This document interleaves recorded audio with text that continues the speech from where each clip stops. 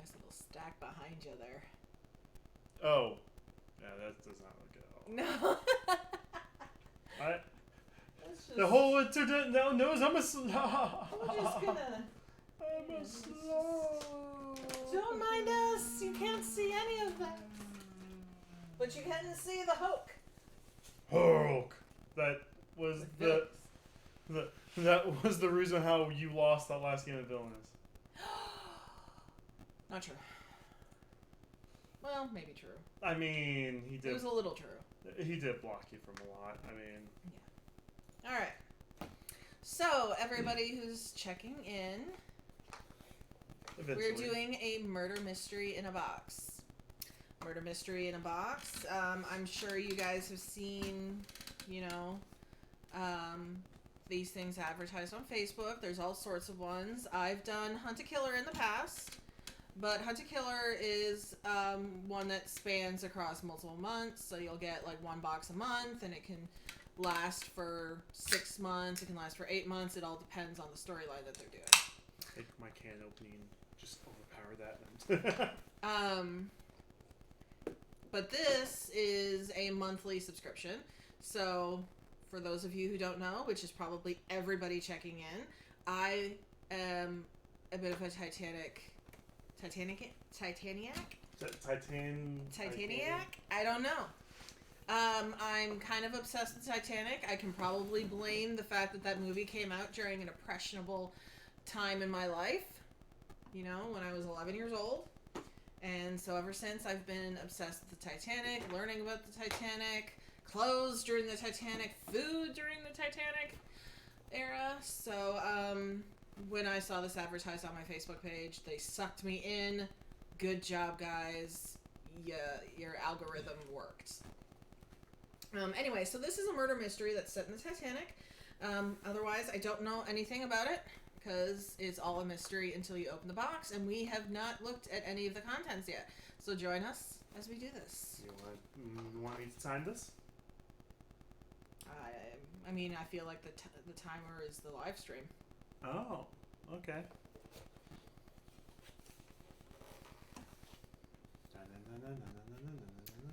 All right, so we've got a whole bunch of random stuff. So let's see if we can find some instructions. I think that might be our first instruction right there. This letter right here. Oh, this is a magnet.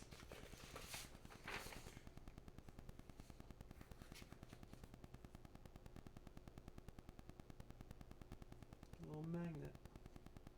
I don't think that's it. Oh, here it is. It says right here. Start here. We're smart. We are the smartest. All right. Our murder mysteries are designed to offer both a mystery to solve and also to tell a compelling story. We hope you will enjoy both aspects of our immersive mystery experiences. Don't rush.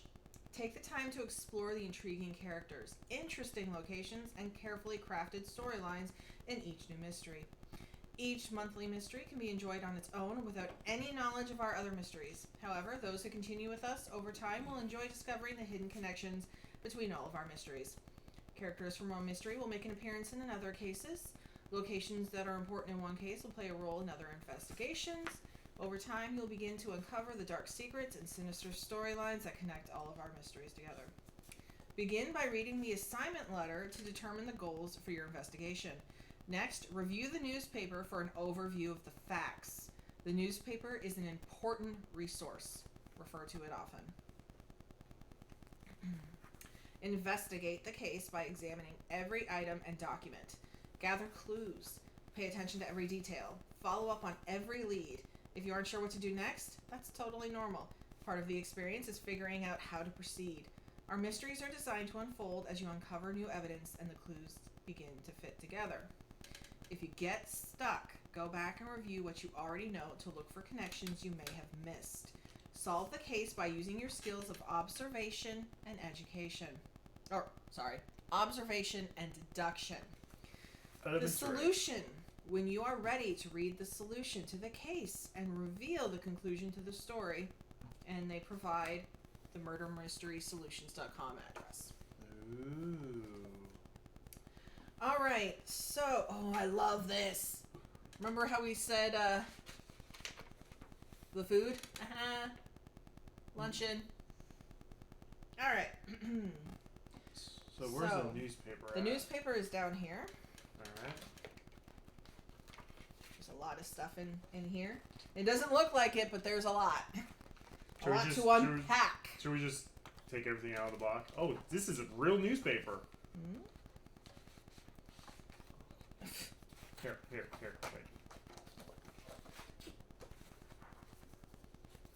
wait. I'm like, is this an escape room box? I'm about to destroy the box to double check that. Don't you dare. Alright, so... No, newspaper first. Well, yeah, but...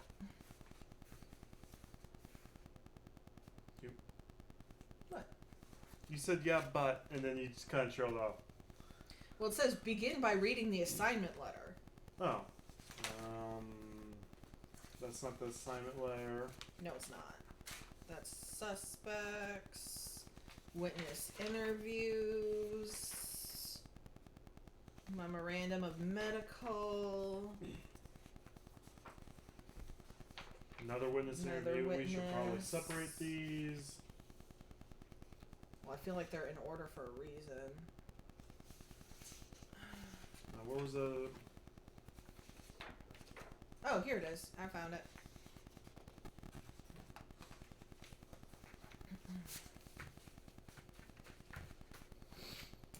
Christopher's Curiosities. Regarding assignment letter. In my shop, Christopher's Curiosities, I offer for sale many strange, rare, and unique items. I procure these items from forgotten archives and private collections. Many of Forest City's oldest families call upon me when they decide to part with an unusual heirloom or a rare object. I acquired many of the items in the box you now hold from the descendants of John Stanton, the deputy chief officer aboard the RMS Titanic. I now give possession of these items to you. They relate to an unsolved murder that occurred on the Titanic during her maiden voyage. I like that they say maiden voyage as if there was another one. I need your assistance to investigate this evidence, determine who murdered passenger Joseph Lancaster, and uncover the motive for the killing. Also in the box are historic items that I acquired in furtherance of the investigation. Where necessary, I have provided replicas or reproductions of any items that were significantly deteriorated by the passage of time. You should observe the following guidelines during your investigation. Thank you very much, Christopher Curiosities, for giving us guidelines as to how we should handle the stuff you gave us. Solve the case by developing the most likely theory that is supported by the evidence. Accept statements made by witnesses and information provided by other sources as true unless they are contradicted by other evidence. If an inconsistency arises, check it against the other evidence and utilize your best judgment to ascertain the facts. Good luck. Sincerely, Christopher, proprietor at Christopher's Curiosities. I love how we're the detectives and he's telling us how to do our job. I know, right? That's what I was getting at. What He's a like, dick. He's Yeah. like, follow these guidelines for doing your job. All right, so here's something that's interesting on here that might or might not have anything to do, but he has provided us with an eyeball, a drawing of an eyeball that also has a series of letters and numbers assigned to different parts of the eye. So it's 13 around the eye. Yep. Alright. Now this is a magnifying glass, by the way. That's kind of cool. I was playing with it. Yes. Alright. So should we start with the newspaper or start with this letter, or how should we start? Because they said everything in the newspaper is fact, right? They're saying that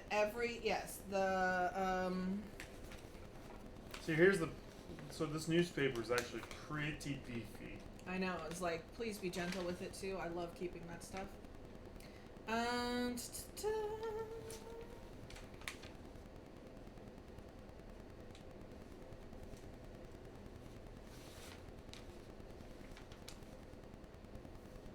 Next, review the newspaper for an overview of the facts. The newspaper is an important resource. Refer to it often. Now, it's not saying that everything in the newspaper is proven facts, but what it is saying is that it is an important resource. So maybe if a witness statement says this at this time, we can look at this and go, well, that's probably not true. Okay. All right. So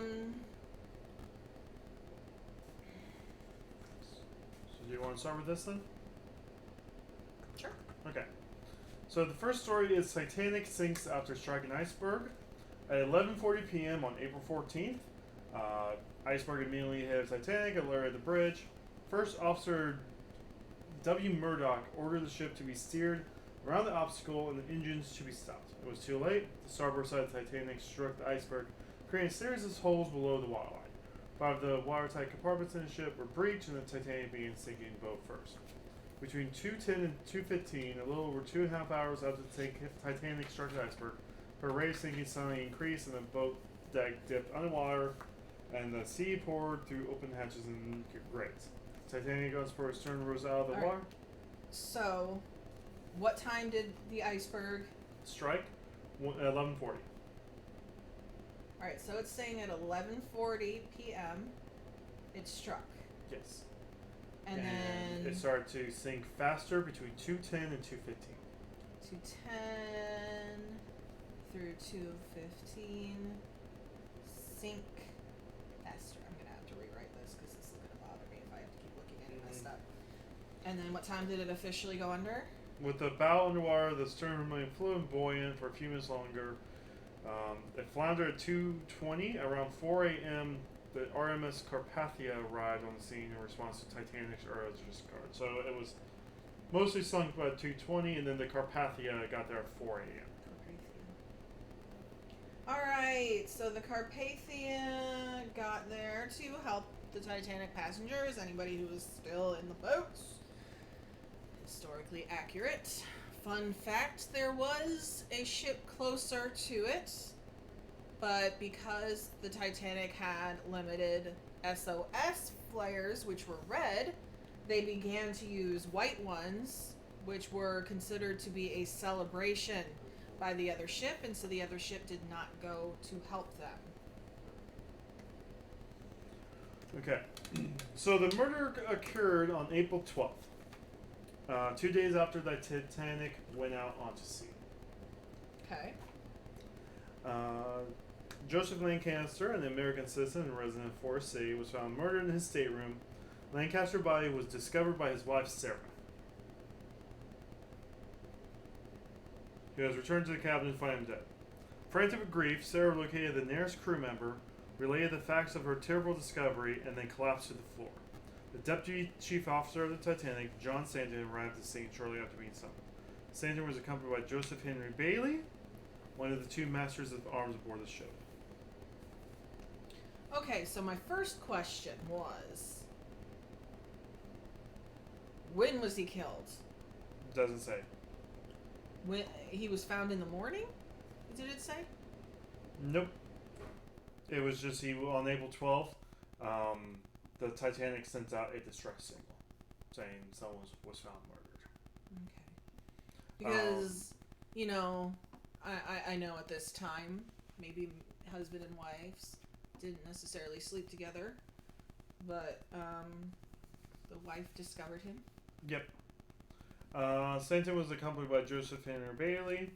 Stanton found the deceased, as his wife has described, lying on the floor of the cabin quite dead. A bed pillow lay near his lifeless body. So there was a bed pillow. A bed? Bed pillow. May I see the word? Bed, like B-E-D. Bed pillow. Bed pillow. Okay. Gotcha. We got a pillow. So more than likely... Suffocation, maybe. Yeah, smothered.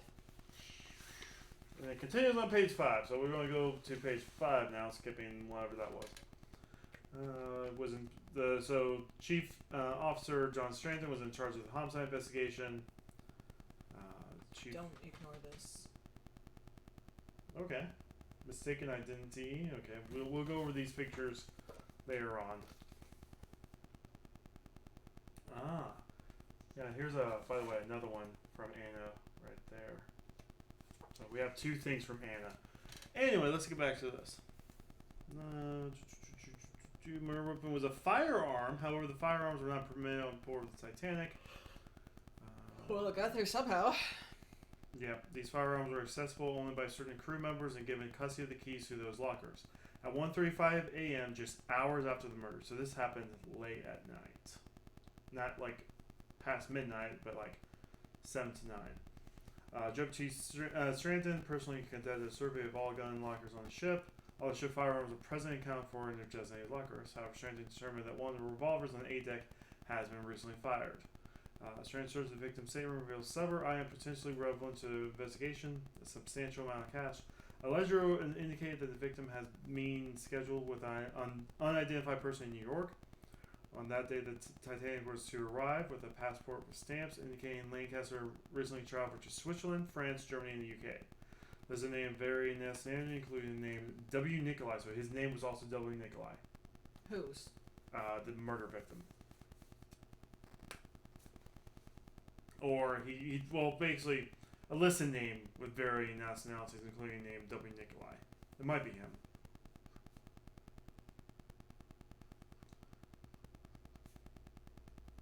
A notepad from a hotel in Florida called the Grantham Hotel. These items were not confiscated, but were left in the custody. From where? The Grantham Hotel. There was a notepad from a hotel from his hometown. What was his hometown? The Forest City.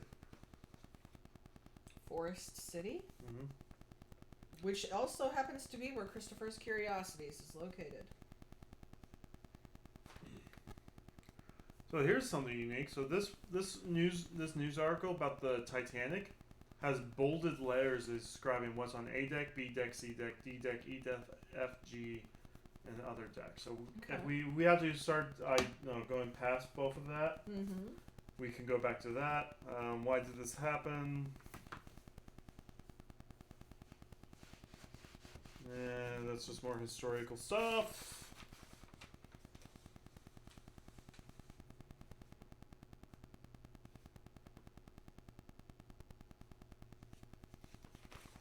That's nothing.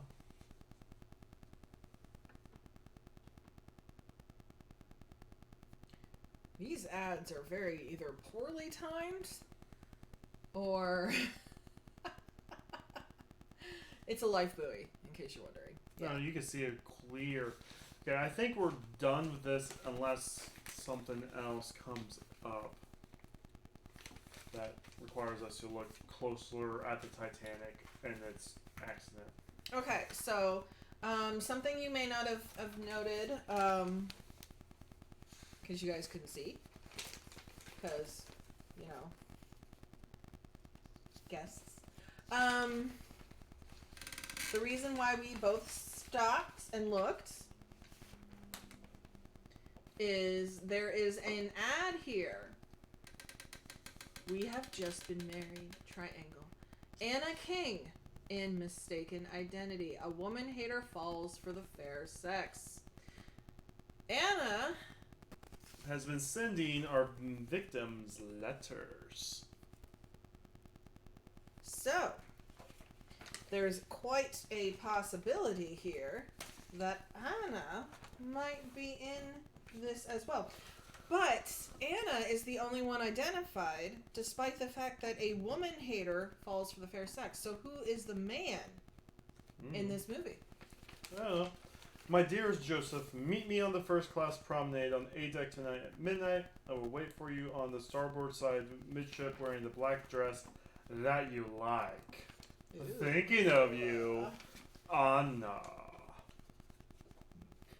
On the back of this menu that she was holding up earlier.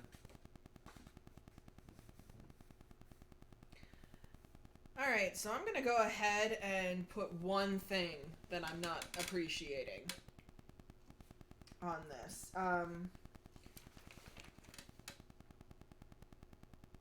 When is this newspaper?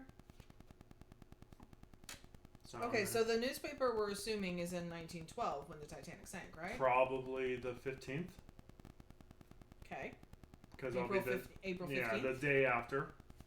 Alright, so here's the reason that, maybe somebody might not notice, but, people who look at this sort of thing in history would notice very quickly. The fashions that are being depicted... You're trying to... Yeah. The fashions being depicted in this magazine, or this newspaper, are incredibly incorrect. The wife of Sarah Lancaster being displayed in 1912 looks as though she's in the... Joseph Lancaster, Sarah? Yeah, looks like a 1920s flapper. Mm-hmm. So, apparently we're jumping ahead a decade in fashion. Because that's how the movie looks, too. Which were their movies in 1912. I thought silent films started in the 20s. Again, so something is very wrong here. Yeah. That's just my personal gripe, because I don't appreciate... inconsistencies. Yes. Alright, so, W.S. Wait a second. W.S. Yeah. That's not his name, is it? No. That is... There was another individual listed here in the pictures. Oh, no, that's not right either. William O'Loughlin. So who is W.S.? Oh, we have the suspects. Should we go over our suspects next?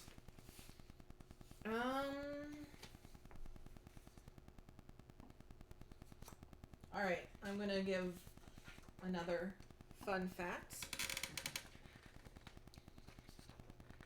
Ida and Isidore Strauss. They were the founders of the Macy's department.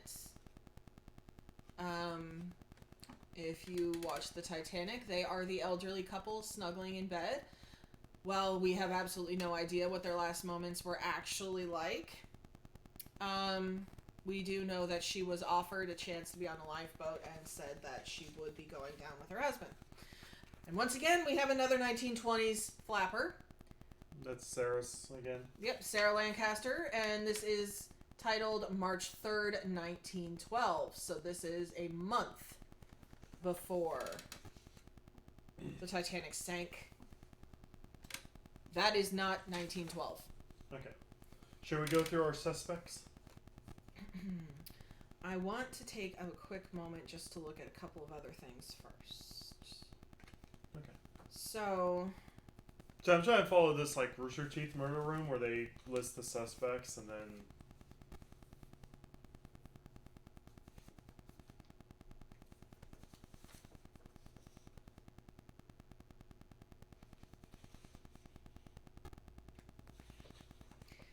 And not only that, but apparently they had color photos. They did some touch up. Like there is pictures from back then where they took the black and white photo and then they painted it in. I know. There is that's what it's meant to be. That's what it's meant to be. Okay. All right. Go ahead. Okay. So, Stanton has given us 8 suspects. One of these 8 is the one who killed our victim. First off, we have Helen Gorham, American from New York, speaks English and German. So there's a bunch of German stuff going on here. If you haven't noticed yet. Well, makes sense. Birthday is June 2nd, height 5'6", weight 1, I don't know why. Widowed, 2 sons.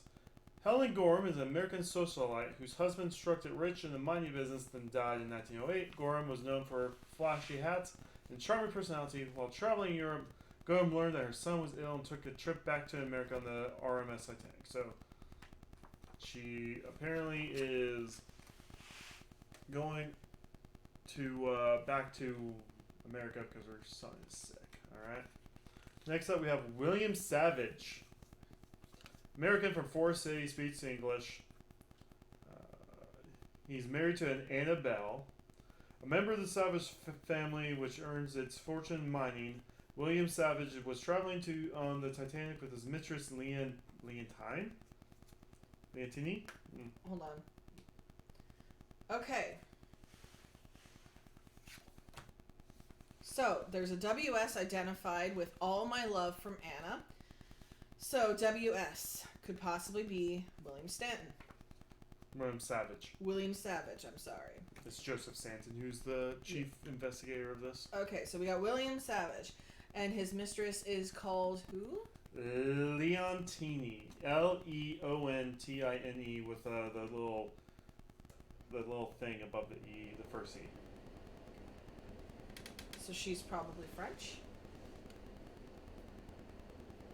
After the Titanic struck the iceberg, he reportedly put a rose in his buttonhole and quipped, "We dress up in our best and prepare to go down like gentlemen." Give me that.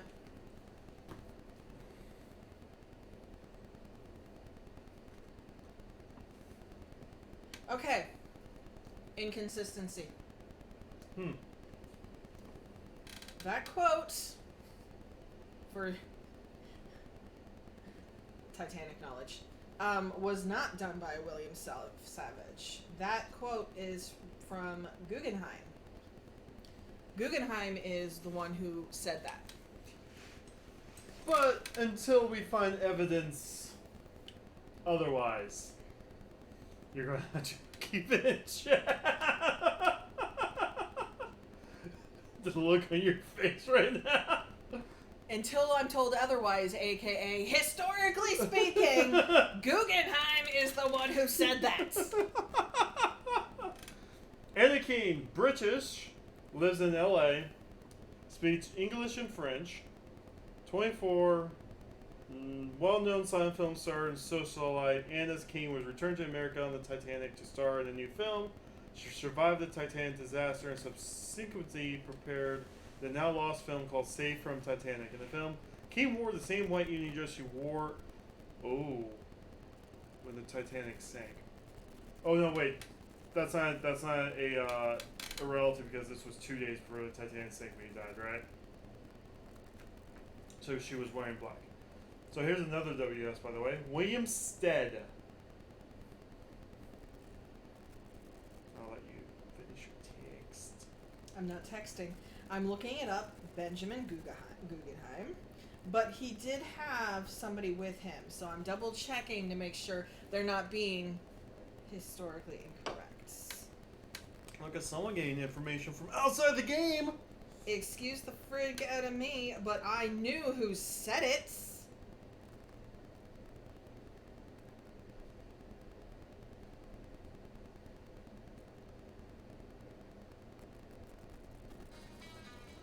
Hey, stop the too fast.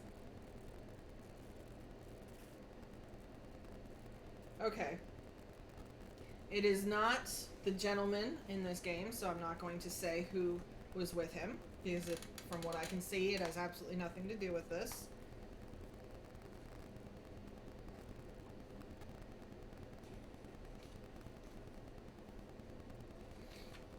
However, for those who might be interested, the millionaire Benjamin Guggenheim, after having helped the rescue of women and children, got dressed and put a rose at his buttonhole to die. He was heard to remark, "We've dressed up in our best and are prepared to go down like gentlemen." So, I'm going to say two things here. One, fuck yeah, I'm right. And two, he also apparently puts a rose in his buttonhole, just like our friend William Savage. But we can't say he's a liar until we find evidence otherwise. Absolutely. And the rules of this game. However, can I please get at least a little bit of kudos here? Thank you. Thank you. I knew this. As soon as he read that, I went, stop. Wrong. William Stead, British, lives in London, speaks 4 languages. Hold on. William Stead? Stead. Stead. Stead, whatever. I'm not trying to do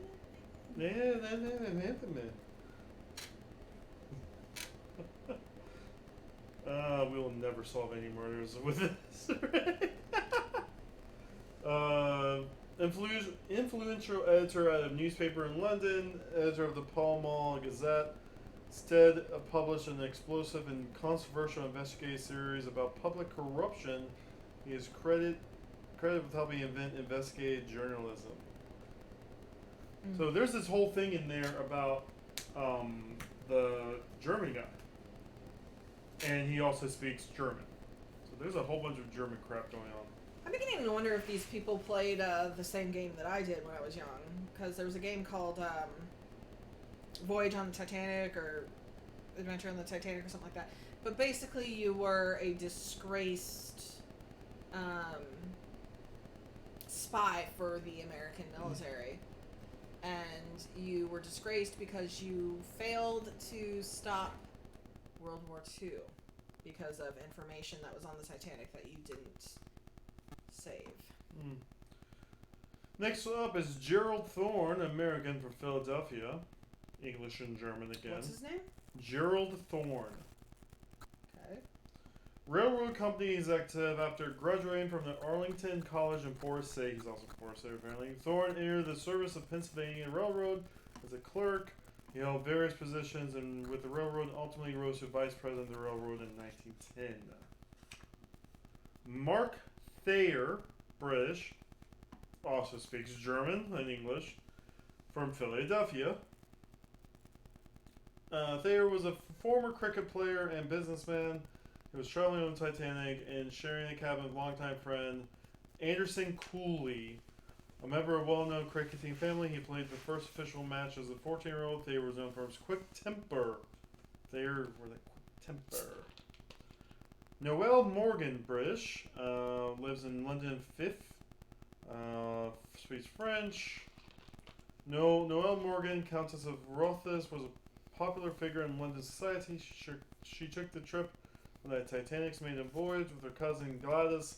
The real success as a patroness of the philanthropist causes was largely due to her popularity as a hostess, her beauty, and her friendship with the members of the British aristocracy. I don't know. And then the last one is Henry Chastain, French from Paris and London as well. Henry Chastain was a major landowner and eccentric society figure in France. He's also the top partisan fashion designer, whose innovations included the precursor to modern-day fashion now. Chastain married until his death, and he never had children, so he's probably gay, maybe. Fashion dude who never married and had children. Back in that day, that was usually a sign. Could be. Yeah, that Could was be a dandy. However, men were, supposed to be, were expected to be fashionable. Yeah. And in the 16th century, men actually dressed more flamboyantly than women. Alright, so in my notes, I've marked that I think William Savage is a filthy liar. Yes, you have. You've mentioned that. Right there. Big bold. You have. Okay, so,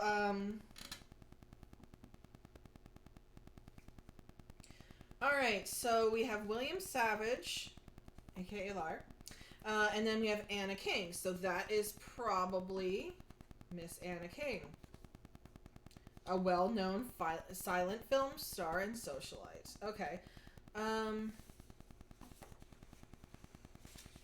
In the film, King wore the same white evening dress she wore when the Titanic sank. Yep. Alright, so Anna King is more than likely the individual identified in two of these photos. The luncheon menu and this picture.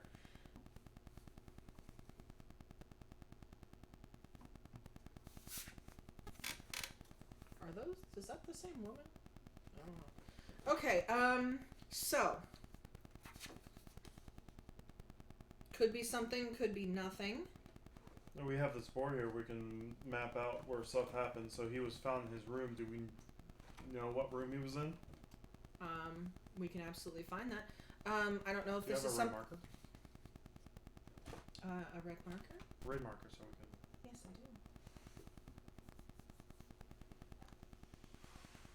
do. It was Professor Plum. Darn it! You ruined everything! Ah! Okay. Welcome to the chat. Doing a murder on the Titanic. We haven't mapped anything out yet. Can we not draw in that color? Okay, I figure it will help us out.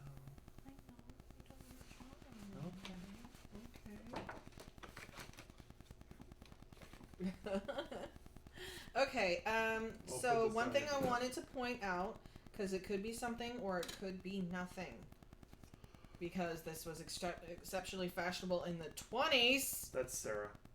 Okay. They both have the same long pearl necklace on. Long pearl necklace? That's short, that's long.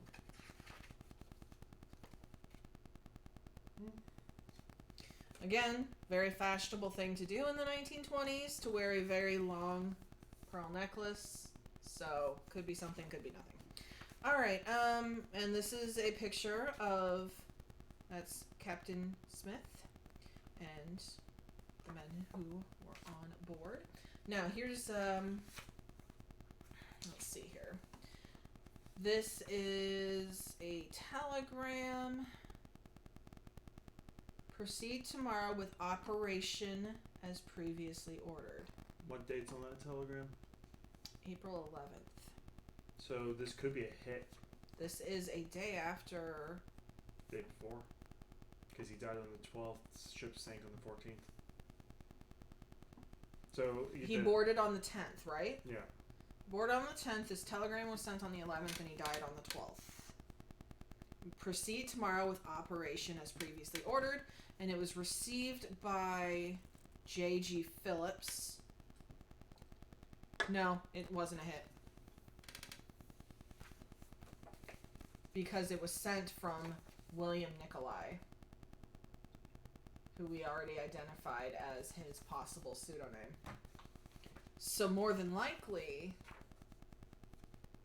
that was him saying he was going to do something. Okay. And he got busted on it. So there was a thing in the lair that says the gun was found on the A deck. There's a little postcard here from the White Star Line. We don't know. We just got through the suspects. We're still learning the stories.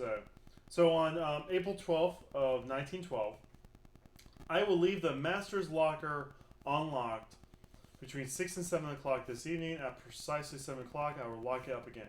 Then I will lock it again at midnight for 1 hour so you may return the item. The locker is the one directly adjacent to stateroom A4. You may deliver the second half of the payment we agree on. This is a hit.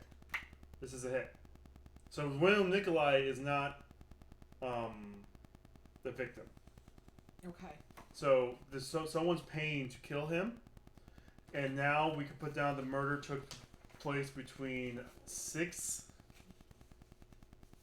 and 1. But we also knew he died a few hours before 1:30.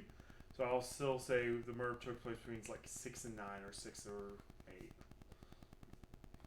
We'll put 6 to 9 just in case. Yep. Here's a piece of interesting information.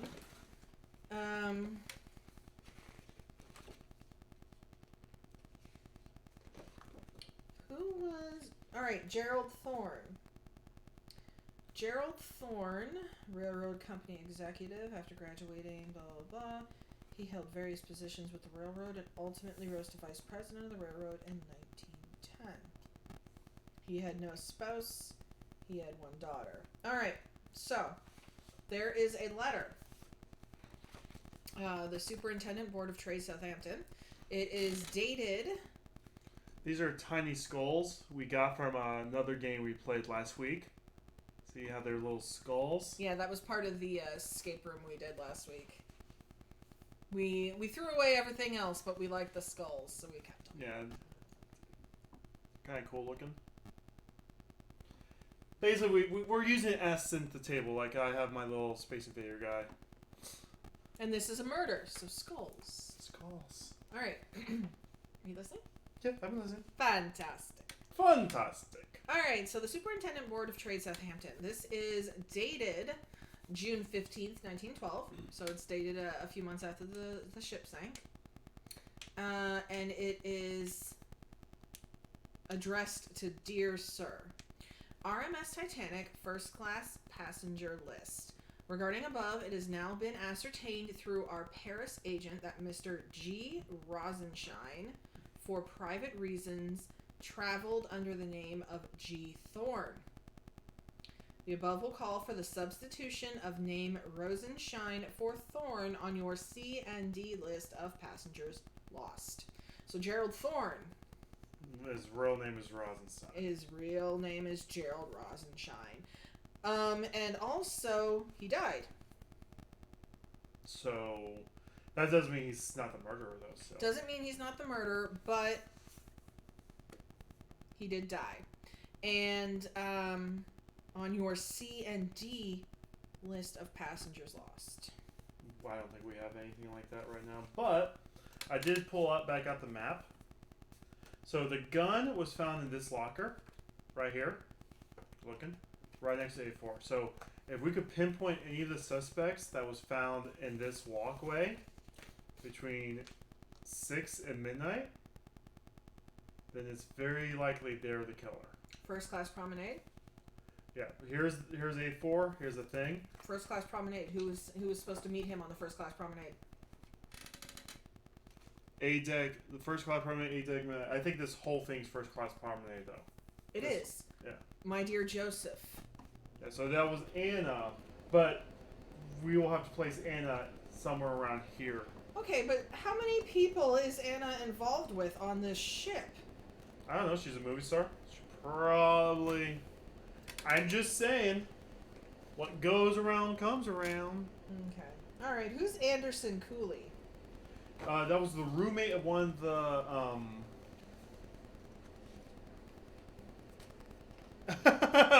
So you can get 300 channel points right away, and doubling those channel points by subscribing right now. If you have your Twitch Prime sub, go ahead and do that. And the more you talk, the more you get points.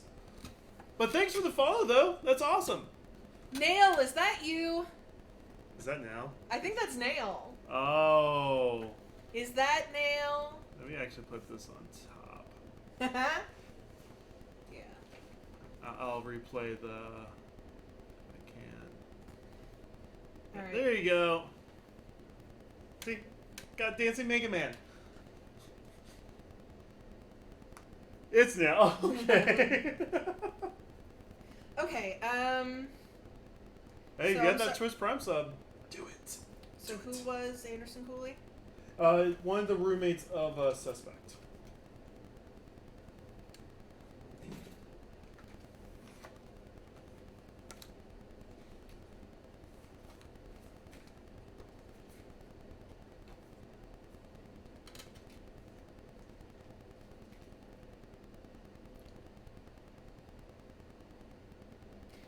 Okay, so Mark Thayer. He was traveling on the Titanic and sharing a cabin with longtime friend Anderson Cooley. He was known for his quick temper and surly demeanor. I don't know why, but we somehow ended up with a third-class steerage passenger's contract ticket for Anderson Cooley. Hey, don't cancel. If you still have that free sub, don't cancel that Prime right away.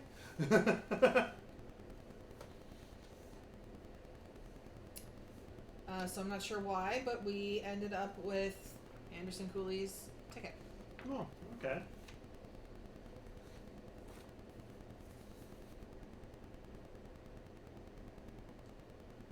So we're almost done looking through. Oh, all here these we things. go. All right. Did you read this already? No, I was waiting for you because. Oh, look at that! Woo! Woo! All right. So this is a letter from John Stanton, the Deputy Chief Officer. RMS Titanic White Star Line, J. Stanton, Deputy Chief Officer, in regards to homicide of Joseph Lancaster, date of April 11th, 1912. He was shot. Okay. So that just is that the autopsy report? Yeah. It's not an autopsy report, it's a scene of the crime description. So prior to... Does it say what room he was in? No. Crap. That's what we're missing right now is what rooms he's in. Yeah. But we do have time now. What time? May I read? Go. Thank you. He's excited. I'm excited. All right. So prior to, getting detailed photos of crime scenes, a lot of the time you would have descriptions written down of the crime scenes. This is such a description. Passenger John Lancaster was found deceased in his stateroom by his wife, Sarah Lancaster, when she returned to the room at 9:30 p.m. No other persons were present in the stateroom when I arrived at 9:41 p.m., accompanied by Master at Arms Thomas W. King. The chief surgeon was summoned. Dr. O'Loughlin conducted an examination of the victim's body at 10:06 p.m. He determined that the cause of death was 2 gunshots to the chest. The bullets recovered from the body were .455 caliber. Firearms are not permitted on White Star passenger liners, including the RMS Titanic, except those secured in lockers around the ship and accessible by key only to the Master at Arms for use in case of piracy, mutiny, or uncontrollable misconduct.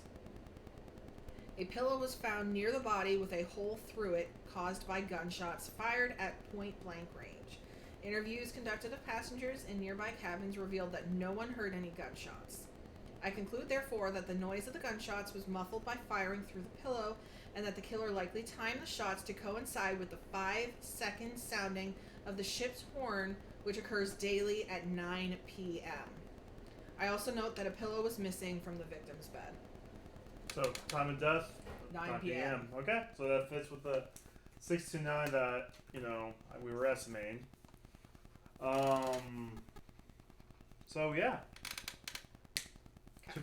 I still wish it told us what room he was in. I'm sure we'll find it somewhere. There's got to be something. Dearest Lenore, the Titanic is a truly magnificent ship.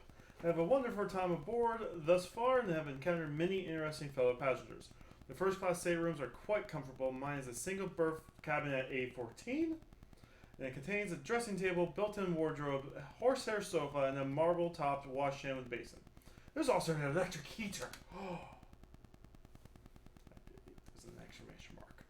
We share communal bathrooms by gender. I may take a bath by notifying a steward who will draw a bath based on availability. To conserve freshwater supplies, the baths were filled with seawater. Actually, I just returned from taking my bath in the bathing room nearest my stateroom. On my way back to the room, I passed another passenger in the hallway who was carrying a bed pillow.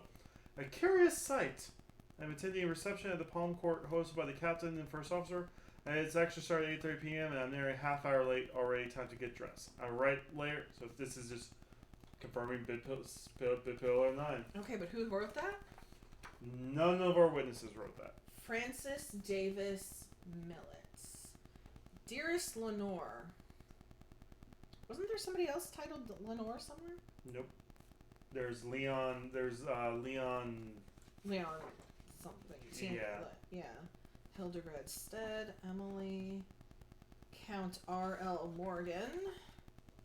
Oh, was this the letter you read about the time of death? No. Oh. Upon the order of the Deputy Officer John Stanton at 10:06 p.m. on April 12th, I conducted a medical examination of the body of deceased passenger Joseph Lancaster. Body was examined. First class stateroom was lying on the right side of the floor near the bed. He was fully clothed in formal evening attire. Wounds to his torso were visible in blood saturated his white shirt and pulled on the floor immediately adjacent to the body. The deceased clothes were removed, revealing 2 gunshot wounds to the chest. No other injuries was observed. Okay, so this did nothing. Okay. But this letter does tell us some important information. So the guy lived in that room, and when he was walking out, he saw someone coming that way with a bed pillar. Yes, but he gives other information as well. So he first came out class. of the shower. Yeah, right. The first class staterooms are quite comfortable. Mine is a single berth cabin, A14. So this is his cabin. But he shared a communal bathroom by gender and may take a bath by notifying a steward who will draw the bath based on availability. To conserve freshwater supplies, the baths are filled with seawater.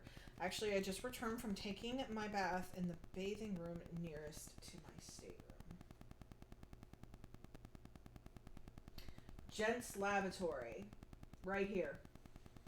So he was somewhere here. Yeah, so he left to go back to his room, and as he was going back to the room, he passed the person with the... So he had to have come across somebody right here. Yeah. There's a very tiny window of opportunity for that. So... Okay. This letter, I did not see anything that affects us right now. I'll just quickly read through it. I think it's time for us to go through witness interviews.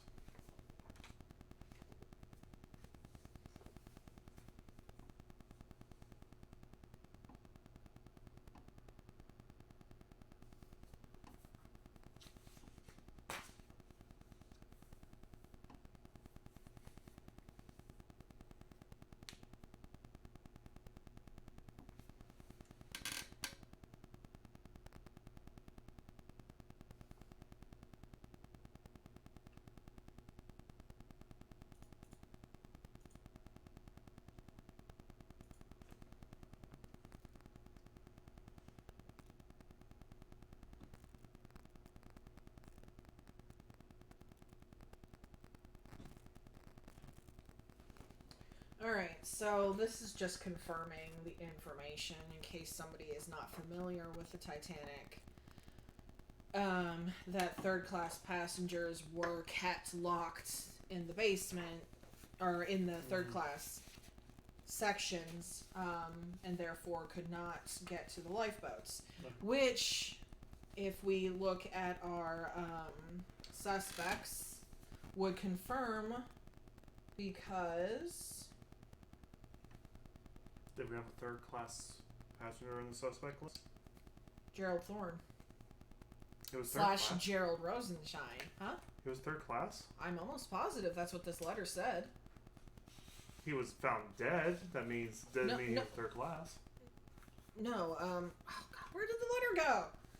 Give me one moment, please, and I will advise why I said that. Okay, I'm gonna go get a drink. Okay, can you get me my cherry Gatorade? Sure. Thank you. Where is the letter? This is ridiculous.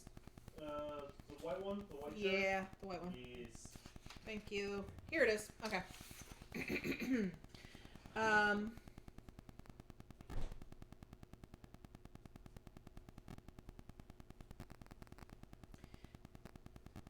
Oh no, he was. I'm sorry. He was first class. Yeah, because he was a business owner. He Yeah, was but like it was vice president, so. Yeah, but it was still expensive to. It was $600. I'm sure he made that in a single day back then.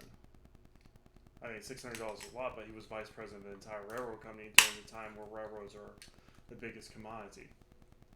So if he's vice president, $600 a day would have been like Bill Gates making $1 million a day. He wasn't the owner. He was the vice president. He's still an employee.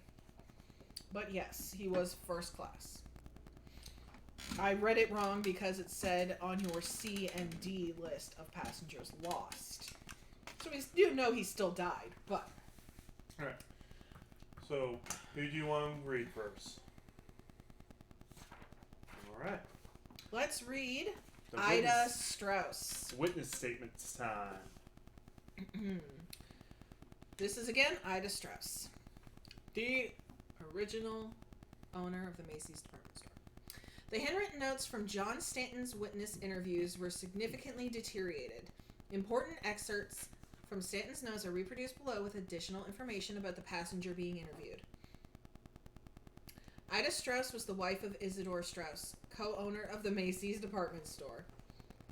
The couple first met after the Civil War when a penniless Isidore Strauss moved to New York City. Isidore and his brother later acquired Macy's, and he eventually became a member of the U.S. House of Representatives. Not bad for a penniless immigrant. Well, not necessarily an immigrant. I don't think he's an immigrant. Actually, he still may have been, though. Anyway. Alright, Isidore Strauss was offered a spot on the lifeboat when the Titanic was sinking. He declined, saying he wouldn't board a raft until every woman and child had gotten off the ship. Ida then refused to leave her husband. When her husband urged her to evacuate the ship, she reportedly responded, "We have lived together for many years. Where you go, I go." Here is the excerpt from the discussion with Stanton and Strauss. Stanton, do you have any recollections which might be useful to our investigation into the murder of Mr. Lancaster? Strauss, nothing directly relevant, but I do have some recollections of things that stand out in my mind as unusual. Stanton, such as? Strauss, the day before the murder, I overheard 2 first-class passengers speaking in German. That is unusual for the Titanic. Stanton, do you recall the names of those passengers? Did you recognize them? Strauss, one of them was Helen Gorham. The other was a gentleman I did not know. Stanton, do you know what they said? Strauss, I do not speak or understand German. Stanton, is there anything else you can tell me that might be useful? Strauss, I must confess to a very embarrassing incident that occurred on the 12th of April. I was returning to my stateroom after dinner when I accidentally chose the wrong room. We are in stateroom A25, you see, and I mistakenly opened the door to A29. The stateroom doors do have locks, but no one ever uses them. Oh. Go on. This is very indelicate for this time period.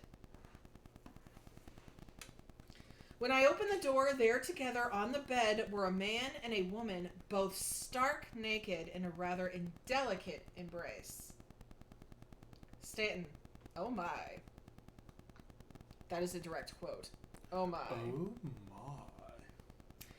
Strauss, yes, quite. They both jumped up out of bed. Before I could pull the door closed, I could clearly see they were Anna King, that pretty young film star, and the gentleman from that Forest City mining family, Mr. William Savage. Just at that moment, the ship's horn sounded, and I nearly leapt out of my shoes. Gracious. Yes, it was quite an exciting evening for me. All right, so this letter just eliminated 2 suspects.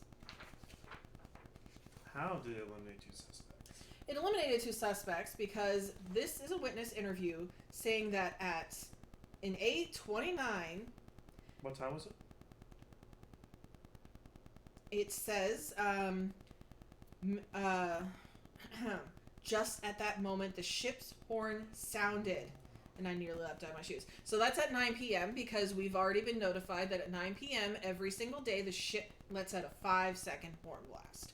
So at 9 p.m., we have William Savage and Anna King naked in flagrante. She's really happy about that. No, I'm not. William Savage is a liar. Just because he was caught with his pants down, he's still a liar. Okay. So, where is that menu at? Right there. So more than likely, WS is William Savage. Maybe on the first class. Probably this was... That's Joseph. That's Joseph. But the date this menu was April 11th. So that was the day after. Okay. So she probably had to own Joseph the night before. Wait a second. Plus... This is 2 days after he was killed. Wait, what? This was 2 days after he was killed. April 12th is the day he was killed. Oh. April 14th is when the Titanic sank, right? Am I correct? Huh? April 14th is when the Titanic sank? Yeah. Yeah, he died 2 days before the Titanic sank. Okay. So here's...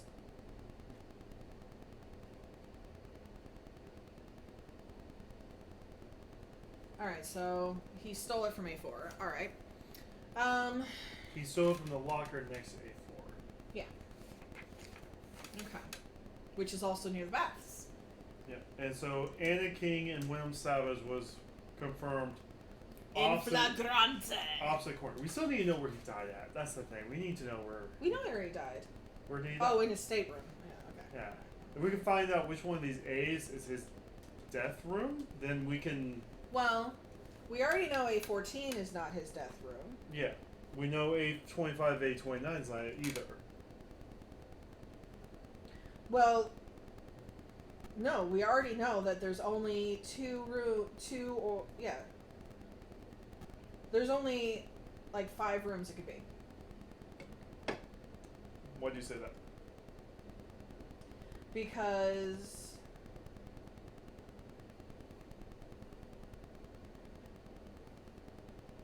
what direction was he running from? Didn't say what direction he was running from. Just say he walked past them with the... Yeah, we know he went... The guy who saw him went this way. And came across him. We know he's obviously not in A14.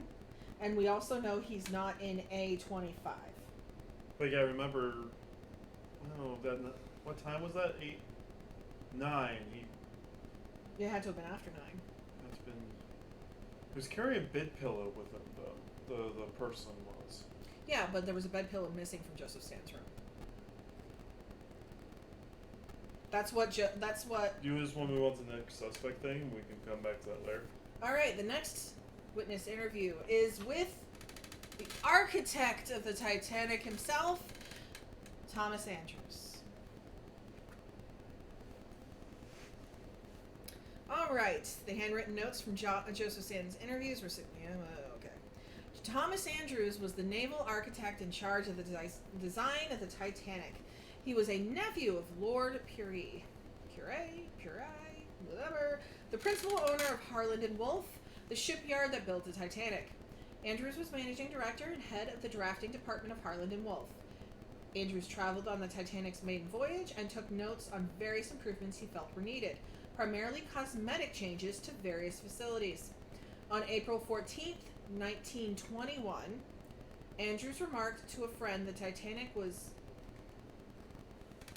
This is wrong. That's a typo. Andrews died on the ship. Okay. 1921 was 9 years after the Titanic sank, so it's probably supposed to be 1912. Just saying. He died on the ship. Andrews remarked to a friend the Titanic was as nearly perfect as human brains can make her. Look. So, 1912. Proofread! Before the ship went out. Fine. I got it. On April 14th. So literally the day it hit the yeah. Stanton, did you know the gentleman who was killed, Joseph Lancaster? Andrews, no, I did not know the man personally.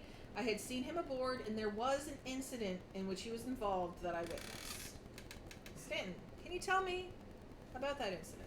Andrews, it was before we boarded the ship in Southampton. Mr. Lancaster was engaged in a heated exchange with a gentleman who I am told was Mark Thayer. I don't know the origin of the disagreement, but I witnessed it end in shoving and pushing before several other men nearby pulled them apart and put an end to the encounter. Stanton, I understand from speaking with some of the other first-class passengers that you have dined once or twice aboard the Titanic with William Stead and his spouse, Hildegard. Hildegard is German. That's a German name, right? Yeah, William Stead's one of the German names. So the German speakers are Helen, which we already know, Stead, Thorne, Thayer. Okay, so we know that the other German speaker had to have been a male. So it was not Hildegard. There was 3 that he could be. Yeah, okay.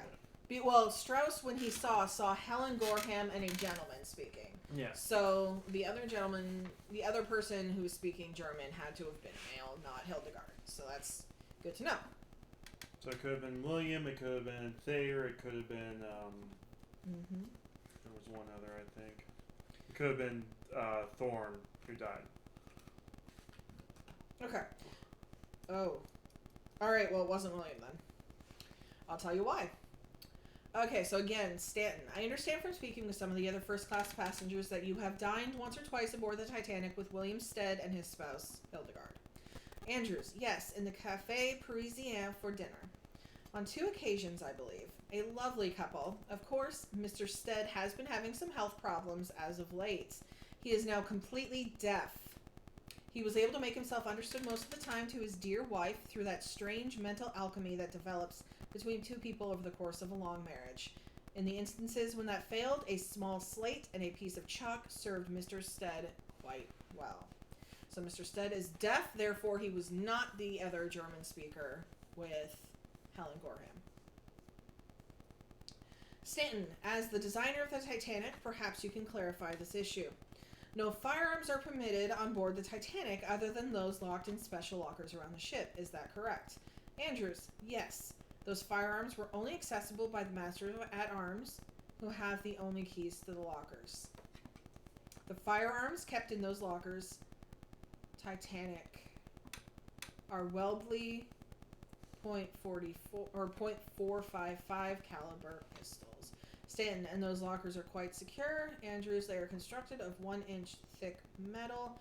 Each locker is welded to the bulkhead. Without a key, they would be impossible to access. I know we're doing this for the sake of this, but how the hell would they know if they've got guns? They didn't search people's stuff, at least as far as I'm aware. But for the sake of this, we know that the Master-at-Arms must be the person in that telegram. Yeah. And one of the people was the Master-at-Arms in the newspaper. They said Master of Arms that met them there. Okay. Alright, so we know the Masters-at-Arms is one of the co-conspirators. However, we also know that he got paid for it. So he may not be part of the murder actively, except for the fact that he provided the weapon. Yeah. 2 more to go. Alright, so now we have the asshole. Oh, I'm sorry, the coward. Oh, I'm sorry! You okay? Yes, I'm fine. I have no real personal issue with him. He did what a scared person would do. What can he do? Who is it? It is J. Bruce Ismay. J. Bruce Ismay became chairman and managing director of White Star Line after the death of his father in 1899. He was also a partner in his father's firm, Ismay, Emery and Company. In 1902, Ismay negotiated the sale of the White Star Line to J.P. Morgan and Company, but remained as the company's director. Some of the Titanic's passengers stated that they heard Ismay pressuring Captain Smith to increase the speed of the Titanic in order to arrive in New York ahead of schedule and generate some free press about the new ocean liner. Hence the reason why he's asshole. Coward is because he escaped the ship. Stanton, do you know a first-class passenger named Noelle Morgan? Ismay, yes. Married into a British noble family. Her husband is the Count of Roths. The family seat is in Fife. Stanton, when was the last time you saw her? Ismay, let me think.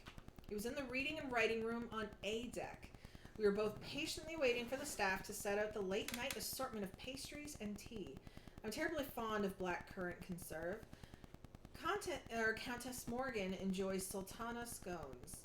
We had a laugh about our shared vices and talked for a while. She was quite interested in the Titanic and her design.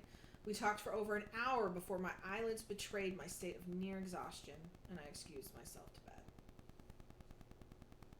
Stanton, what about a passenger named Henri Chastain? Ismay, quite an interesting fellow. Chastain has been around the world engaging in various business endeavors. He has access to family money, or so I have heard. He spent some time in Egypt. Then he reinvented himself as a success in the fashion industry in Paris.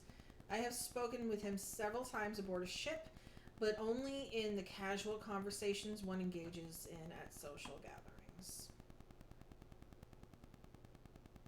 Okay. Stanton, is there anything else? God, there's another fucking typo, dude. Is there anything else you can tell me that they might be helpful in my investigation? Ismay, I was told that the wireless telegraph office received an unusual message. The designated recipient was Blackstone. That would be that telegram. The message was collected by a passenger after it was received, but I do not have any information about who the passenger was. Stanton, one other thing, Mr. Ismay, just for confidential files, not for public consumption. There is a fire burning in one of the coal bunkers. Is that correct? Ismay. Yes, it has been burning since we launched. No cause for concern. Coal fires are difficult to extinguish, but it will burn itself out when the available coal in that bunker is consumed. Stanton. No concerns about the fire weakening the hull in that area of the ship? Ismay. No. Stanton. Is there any evidence that the coal was set afire deliberately? Ismay. I'm told it was spontaneous combustion. So that did nothing for... I mean, I'm pretty sure this one might have had to be read before this because they start talking about Noel Morgan at the end of this, but here's the last one, and then we're going to be having to try and figure stuff out. Alright, one thing that might have been helpful. Noel Morgan is listed as one of the suspects.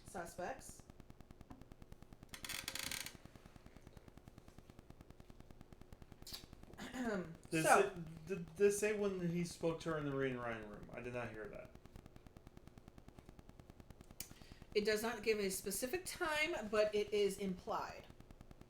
Because it says, when was the last time you saw her?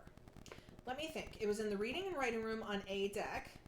We were both patiently waiting for the staff to set out the late night assortment of pastries and tea. Then he talks about what food they like. She was quite interested in the Titanic and her design. We talked for over an hour before my eyelids betrayed my state of near exhaustion and I excused myself to bed. Okay. So the assumption is that it was late night tea and... The night of the murder, or... Because if it's the night of the murder, the reading and writing room is right here, and the gun is all over here. So she has like a fourth of the ship to walk across to get that if she's the shooter. Because if that's... The problem is none of these give a date. Yeah, that's the thing that... I guess we're all supposed to assume that the date is the time of the murder. Otherwise, why would any of this be relevant? The assumption, I guess, is that this was the night of the murder. Yeah. And so we know that she was with Ismay. Is her husband on the ship? Her husband's not a suspect. Doesn't matter. Just because he's not a suspect doesn't mean he can't be the killer. But... he wasn't on the ship. Alright. So, the reading writing room's here. If they were waiting for late night snacks, either... depends on what late night... I mean, if this is at 10 o'clock, it doesn't clear her. Because she could have done the chewing, came back here. I can't imagine they would put food out at 10. There's got to be something somewhere that gives a time period for this stuff. Actually... No, that's just a menu for the lunch. I was hoping there was a time on there. Alright. No, they give one of those out for every meal. Alright, do you want to read the last thing? This is our last clue. Absolutely. Alright, so we're going to have another unfortunate victim of the Titanic. One of the wealthiest man who was on board the ship.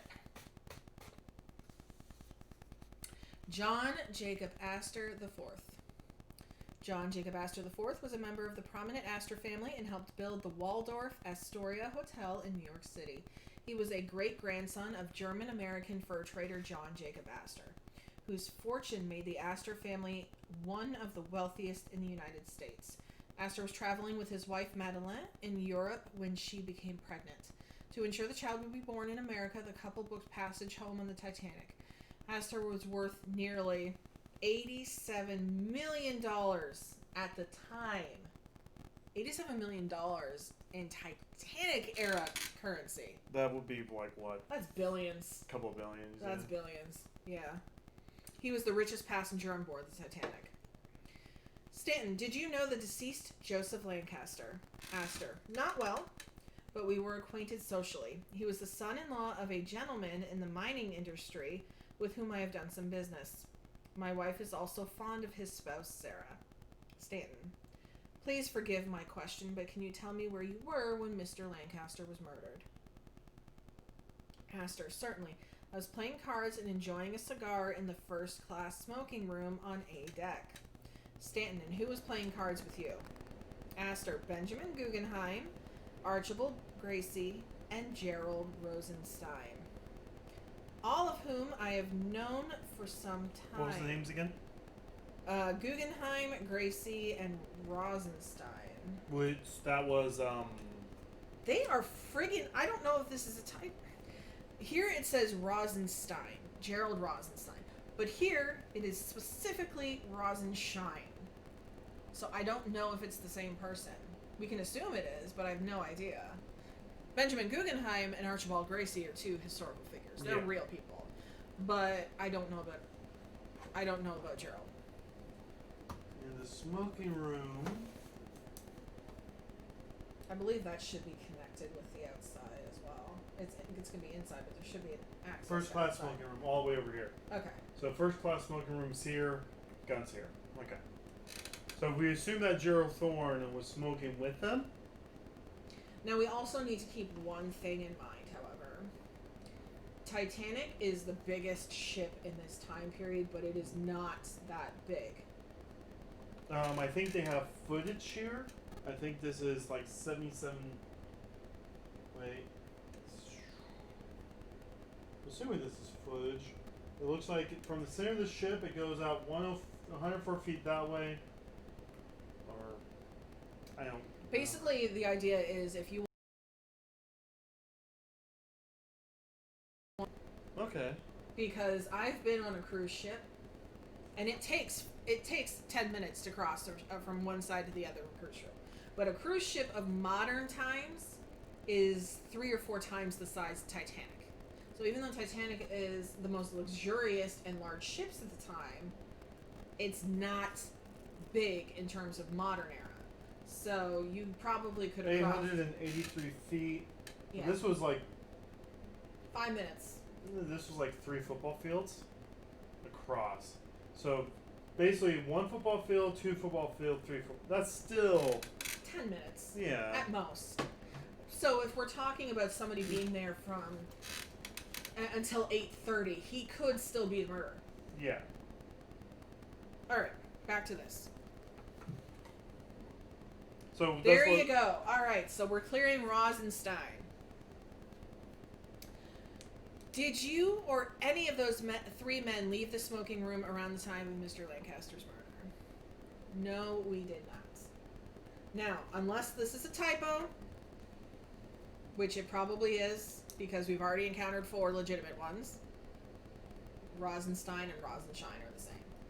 And also, he could be screwing up the name, too. He might be saying Rosenstein, but it's Rosenshine. Or they misspelled the name and... Yeah. Well, I mean, he's transcribing what this guy is saying out loud. So he could have very well written it down wrong, you know? All right, Stanton, are you acquainted with William Savage?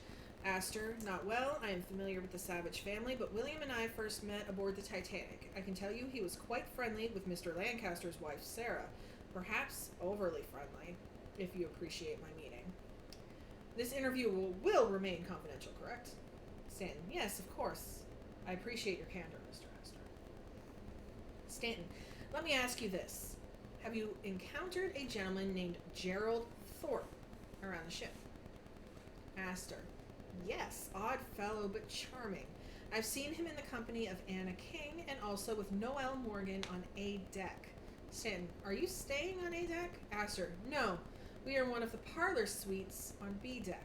But I spend quite a bit of time on A deck in the lounge, the palm court, the smoking room, and on the promenade. So Thorne and Rosenstein are not the same.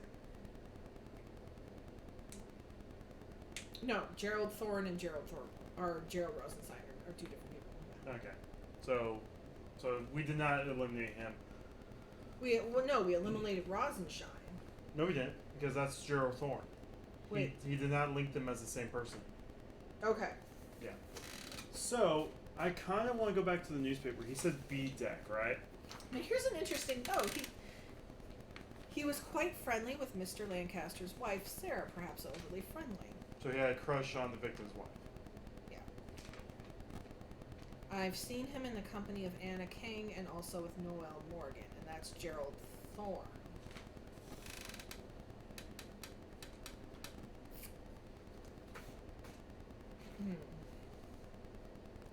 be weird if all the co-conspirators were all the women? Yeah. This group of women. So. Because we already know that of the women he's listed, Astor listed, who was with Gerald Thorne. We have Sarah, Anna King, and Noelle Morgan. Well, we know Noelle Morgan was most likely with John Jacob Astor. Not John Jacob. Was with Bruce Ismay going after some scones. And we know Anna King was naked with William Savage. Wait, was Savage? Let me double check that.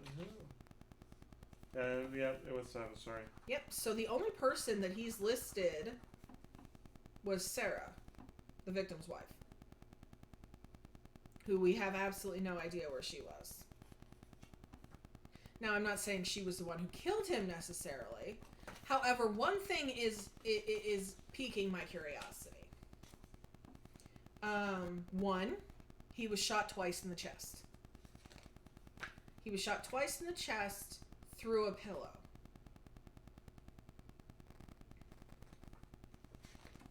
Was he found in bed? Off the bed, on the floor, laying on his right. On the floor, laying on his right side. Next to the bed? Oh, Zach with the Choice Prime script. That's two. That's the most subs I got in one day. Yay, guys! You're awesome. What's up? Where was the autopsy report? Buried. There's that. Is that this one? Okay. There's this one. Where was he found in the room? I wish we knew what room he was in. That's the thing. I don't even know what room he was in.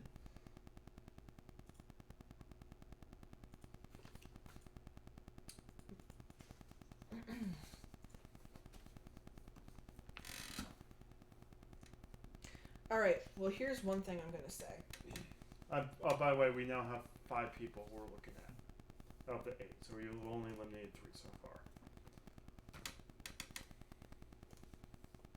So we haven't gotten rid of Noelle Morgan?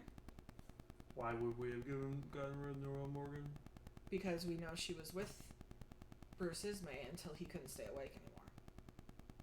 But it didn't say when it started, though. That's the thing. She could have did the deed, gone to that place at like 9:15. Okay, so I'm going to make an... He's getting there 524 out of 10,000. I'm not gonna lie, I literally made that points goal thing because I have this follower who keeps on begging me to play Kirby's Dream Land 3, and I never want to play that game. And he's like, we aren't going to ever fulfill my wish. Dude, I played like 5 other games he's asked me to.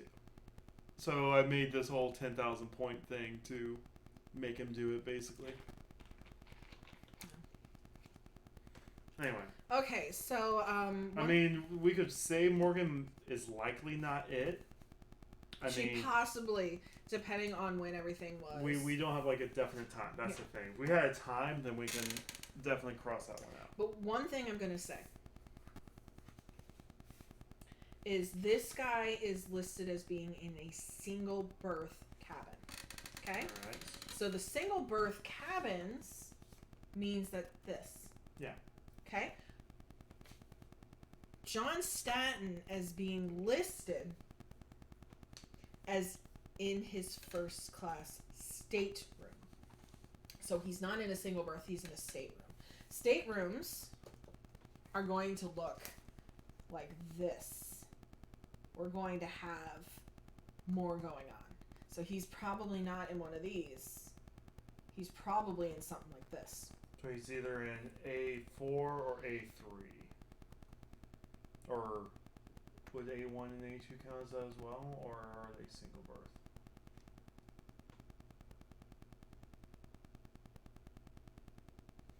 Because we know the gun is in this locker right here. Okay. See how... Alright, so you see how the gents' lavatory? Right? Yeah. So he came out of there having a bath. And he would have went this way to get back to A14. Whereas these had stuff in their room. So here's the ladies' bath and here's the gents' bath. Yeah. So my guess, and we already know that John Jacob Astor is not staying on this floor. He was on B floor, but he was always smoking in there, right? Yeah. However, the man's worth $87 million. I don't think he cares. Well, they said B floor was also first class. There was more first class rooms down there. Yeah, no, well, because I imagine those rooms are probably more spacious because they're not splitting all this. Because this is it for the rooms on this floor. I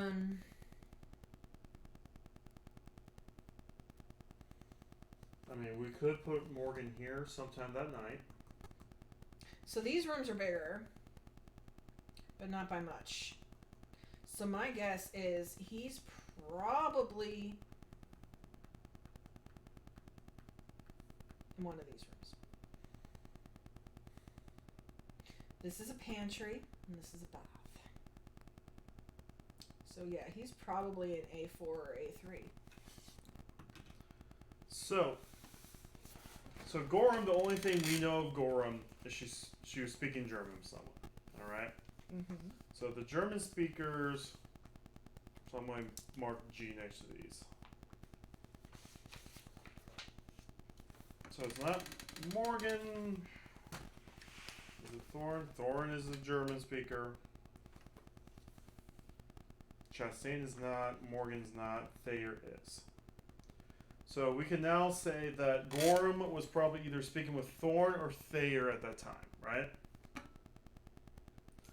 The only thing we know of Thorne is that's not his real last name. His real last name is what? Rosenschein. Rosenschein. Which means he says on here his nationality is American. His nationality is actually German because of his name Rosenschein.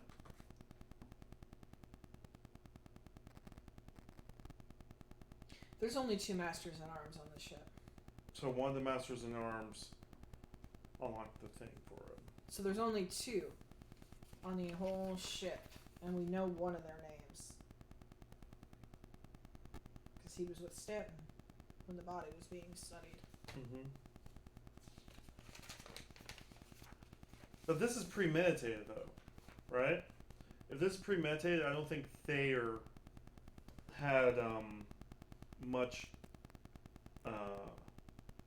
pull in this. You know what I'm saying? Cafe Parisia. That was mentioned in one of the witness statements, wasn't it? Yeah.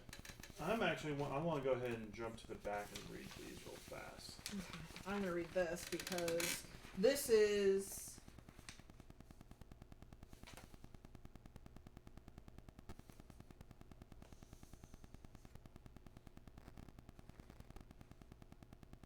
Oh, hey. First Hi. class passenger Noelle Morgan reportedly told other passengers that she had an hour-long conversation with J. Bruce Ismay, the managing director of the White Star Line. They're reading around a room on A deck on the night that Joseph Lancer was killed, and Ismay was dismissive of a rumor circulating the ship that a cold fire was been. Okay. So, this corresponds with that, right? Mm-hmm. The hour he was killed, so... Morgan is innocent? I'll say that. Okay. If you want to say that, I'll say that. All right, we're down to 4.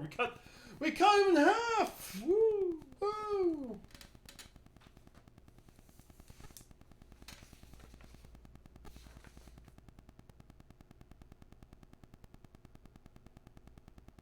Okay, Mark Thayer is still on your list, right?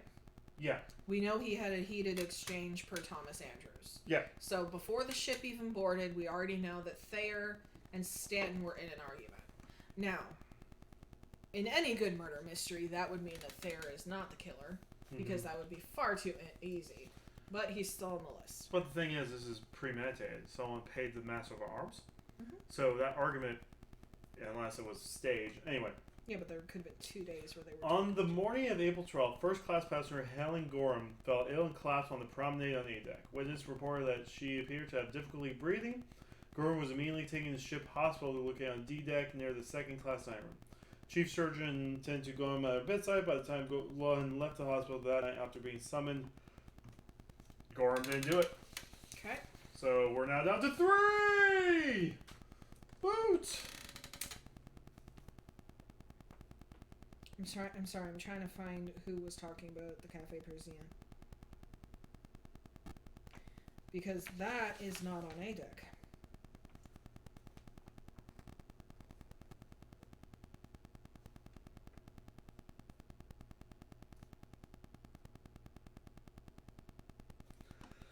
Okay. We might have to remove Morgan, put Morgan back on. Okay? Alright, one moment. So I really want to find this. Yep. This is driving me crazy. I could have sworn I read that out loud, didn't I? Because it's not with Astor. Because yeah. So who was at the Cafe Parisien?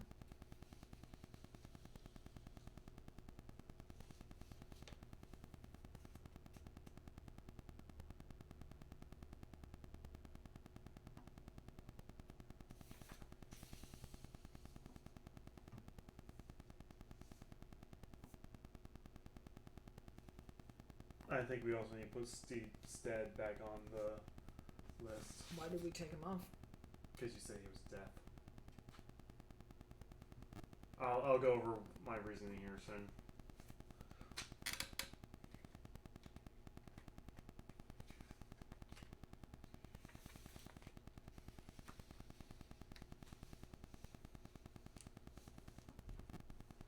But Gorham was definitely hard alibied by the doctor. Okay, so Cafe Parisien is on B deck. Mm-hmm. Stanton confirmed with Thomas Andrews that at least twice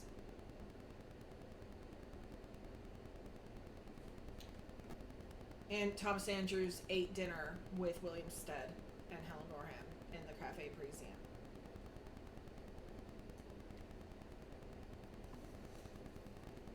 So, in the reading room and writing room on A deck, first class passengers who were also night owls could enjoy pastries, baked goods, and other treats nightly when the crew members settled an assortment of these items with tea each night at precisely midnight. Which means that conversation between Morgan and the other guy started at around 10:30. That gives an hour and 30 minutes now for Morgan. Which now, if Morgan... She's still innocent. How is she innocent? I will leave the master's locker unlocked between 6 and 7 o'clock this evening. At precisely 7 o'clock, I will lock it up again. Then I will unlock it again at midnight for 1 hour so that you may return the item. The locker is in the one directly adjacent to stateroom A4. Okay. So, the guy could not make it to midnight. So he left before midnight.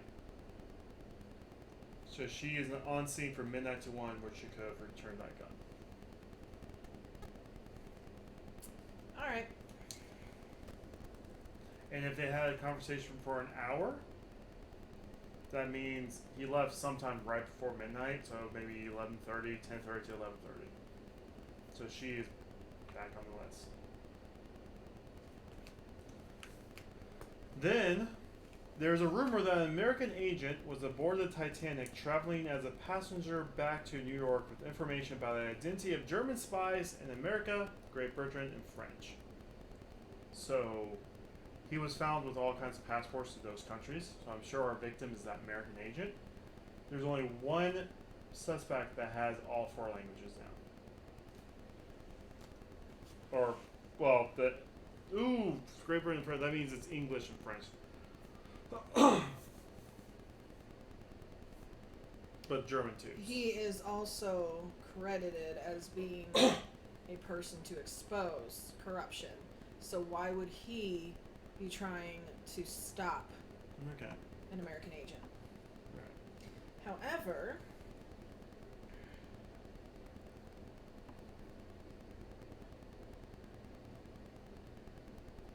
where's Fife? Five is... Where's Fife? Noel Morgan speaks English and French. So does Chess in. Fife is probably in France. Mark Thayer. United Kingdom. Oh, okay. Mark Thayer speaks English and German, but he does live in Philadelphia. So we're back up to four. Okay, so it says he's known for his quick temper and surly demeanor. So more than likely, he just fought with Joseph Stanton because he's just a pissy guy, right? Sounds like it. I'm going to read on this nationalism story.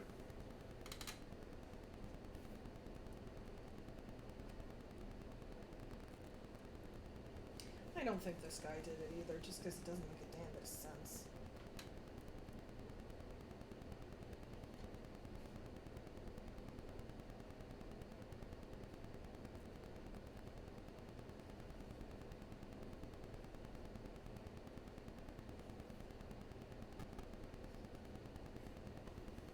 Oh, that didn't help me out either. Okay.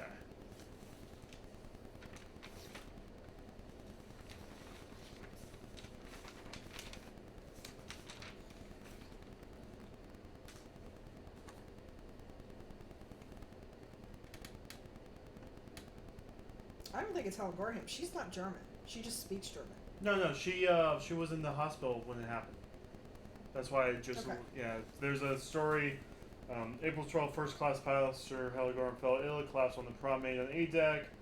She was in the hospital until the doctor was called to do the autopsy. But she's also not German. I don't know. I mean, she just speaks German, I guess, but she's an American socialite. But you gotta remember, Thorne is actually a nationality of German too, because it says American in there. No, her nationality is American. She speaks English and German. But what I'm saying is Thorne is listed as American, but we know from this he's Rosenstein. That's not a nationality of an American name, right?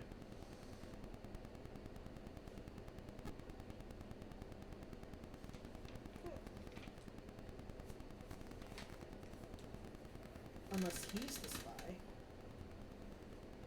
But then why would they this? I don't know. My quest is, what's the C and D list? What does that mean?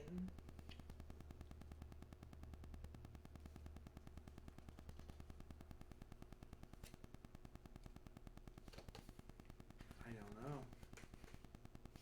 Alright. So I'm making assumptions here on who it is. Are you giving up already? No, I'm thinking it's this dude. Gerald Thorne? Yeah. Because of the name thing? No. I mean, the name thing, he's, he speaks English and German. He's got two names, so maybe he's Well, his German. nationality is German, though, so. Is it? I thought it says American. It says American, but he's actually. You cannot assume somebody's nationality because of their last name. America, especially in this time frame, would have had a lot of people who were first or second generation immigrants. Okay, so his parents could have very well been immigrants, but he would have been American. Okay, so what do we have to eliminate Thayer other than the argument? Because that's the only time Thayer's been mentioned is the argument. No, he's been mentioned somewhere else, wasn't he? I think I've only heard his name come up once.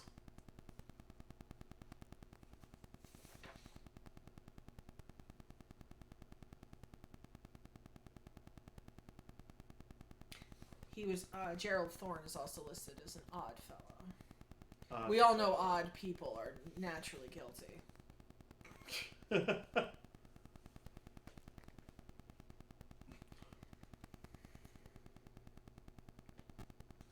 Alright, so William Savage is just a dirty, dirty man. So William That's Savage, probably the only thing he's guilty of, is being a dirty, dirty man. we also know because of the whistle that him and King cannot be it. Wait a second. Oh, who was the roommate? Yeah. Mark Thayer, is he third class? He's got to be a third class passenger. Member of well-known cricketing family, sharing the cabin with a longtime friend. That's why we have this fucking ticket. Mark Thayer isn't the person because he would not have had access to first class. So he is third class? Anderson Cooley is staying in third class. Alright, so we marked that out. Thorne is German, so Thorne could have been the person talking with Gorham. Once again, you're assuming his nationality because of his name, and that's just naughty. He speaks what? So? We have multiple people who are American. I'm saying the conversation in German. I'm going back to that. Is that not a thing? The conversation in German? So? Helen Gorham is American. She speaks German? I'm not talking about that. I'm trying to go back to the evidence that we had a conversation between Gorham, someone else. Yes. If Thayer was not there because he was in third class, and if Stead was deaf, then that person had to have been Gerald Thorne. Yes. Okay, so that we now solved that. So there was that conversation. When did that conversation happen? Well, it couldn't have happened during the murder because if it was Helen Gorham and she was in the hospital. Yeah. But let's see. That was Ida. So, oh my goodness. This conversation is even worse now that I remember that it was actually Ida. Because it's one thing for a man to walk in on two naked individuals in flagrante, but for a wife to do it, oh, so dirty. All right. The day before the murder, I overheard two first-class passengers speaking in German. Okay, so that was Thorne and Helen Gorham. Yeah. So Morgan, we know, lied in the newspaper. Morgan lied in the newspaper. She told the newspaper she was there whenever the murder happened, which would have been at 9, right? Mm-hmm. I mean, I guess not either. Unless the guy was planning on waiting 3 hours for his midnight snack, it's on the last page. That is so risque.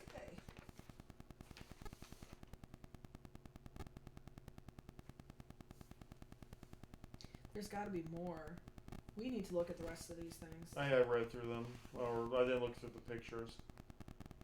I mean, we have this if you want to go picture hunting.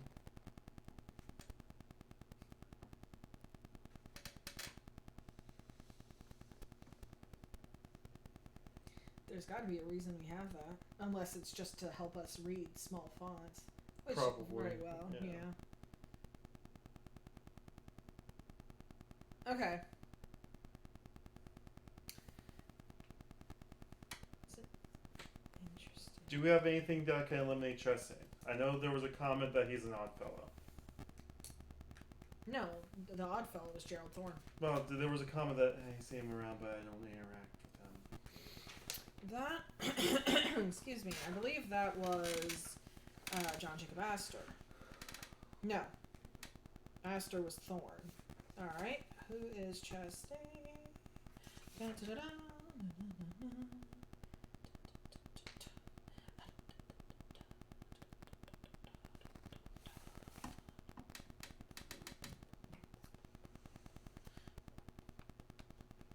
was the one who says he goes to Egypt?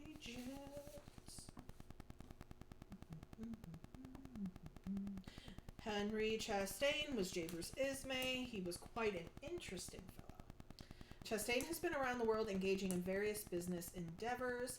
He has access to family money, or so I have heard. He spent some time in Egypt. Then he reinvented himself as a success in the fashion industry in Paris. I've spoken with him several times aboard ship, but only in the casual conversations one engages in at social gatherings.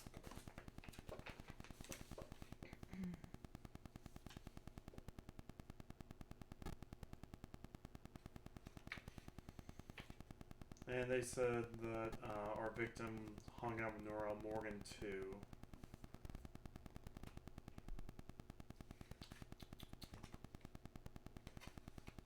I think Mark Thayer is actually meant to be, what's his name? Leo. Lancaster recently traveled to Switzerland, France, Germany, and the UK. A list of names of varying nationalities, including the name W. Nicolai, and a notepad from a hotel in Forest City called the Random Hotel.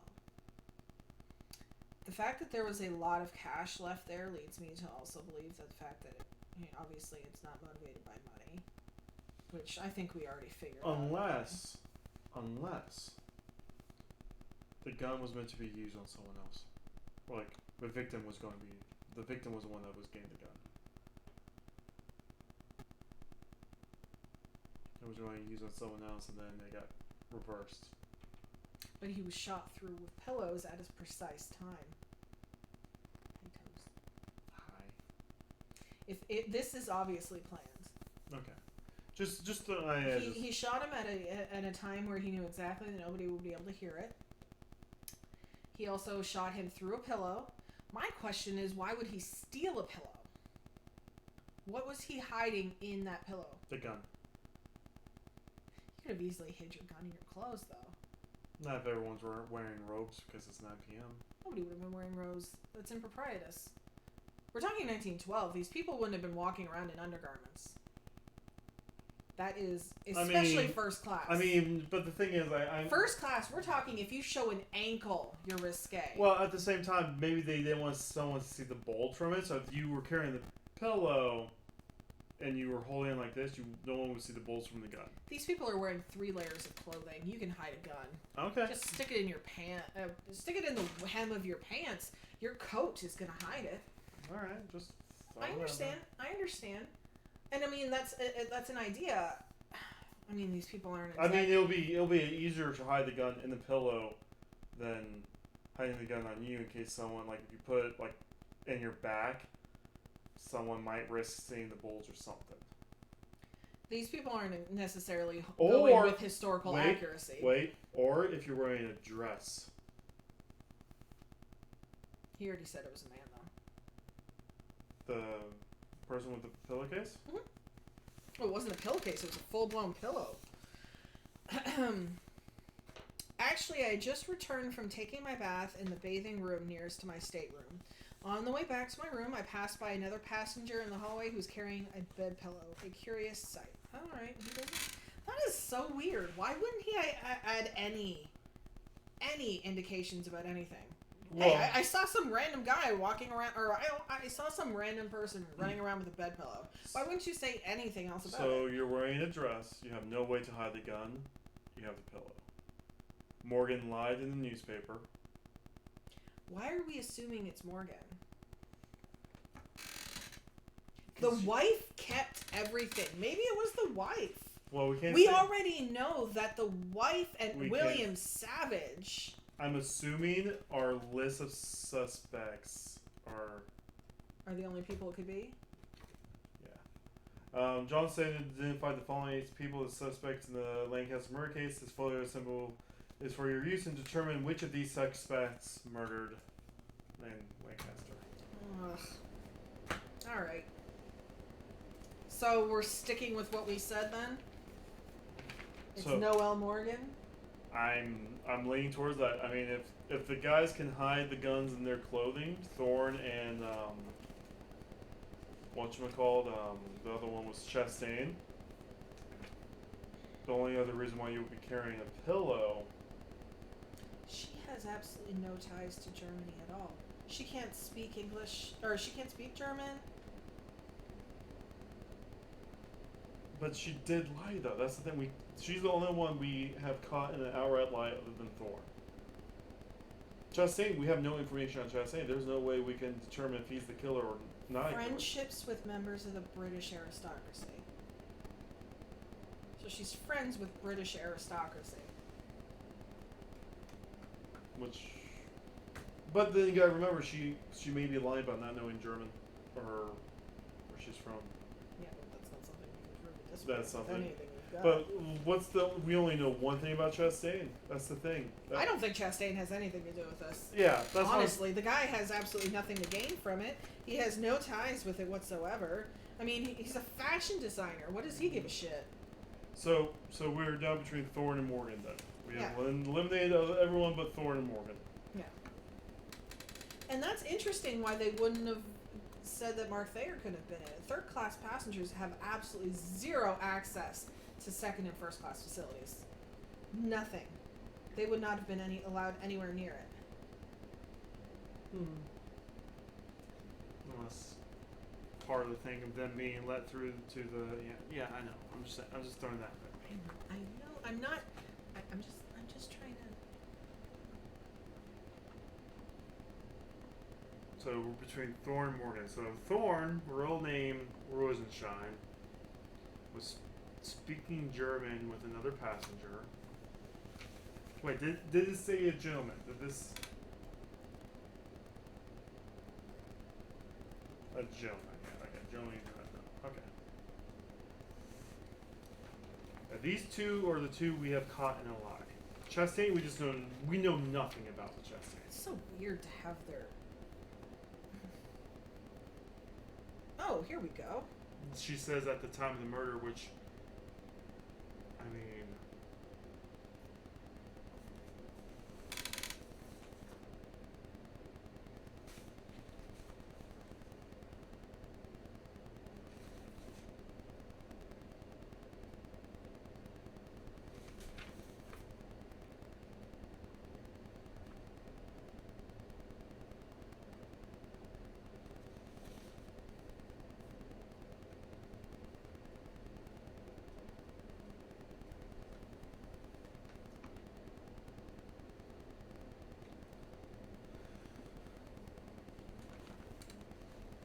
So, her statement here contradicts this statement. Yes, it does. Because then there's another statement that says the pastries were sent out at midnight.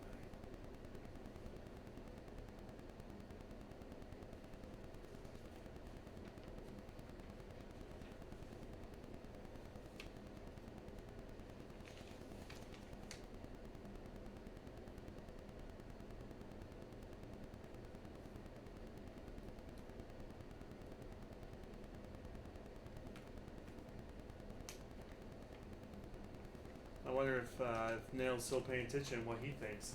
He's Probably playing Dead by Daylight, yeah. Yeah, just Well, that's why he joined us, because he asked where we were, and I sent him a link. This is such a weird ad. Which one is it? The baby shaving. Yeah. Have you ever been to Cracker Barrel? I think I've seen that ad on the wall in the Cracker Barrel before.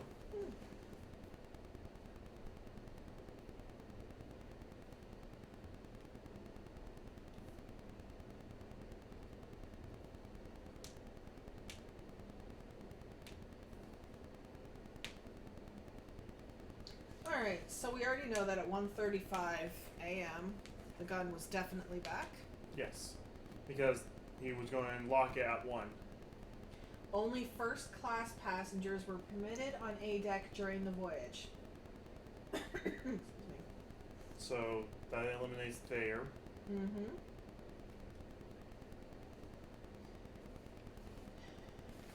Like I said, it would have been way too easy to have him be the guilty party.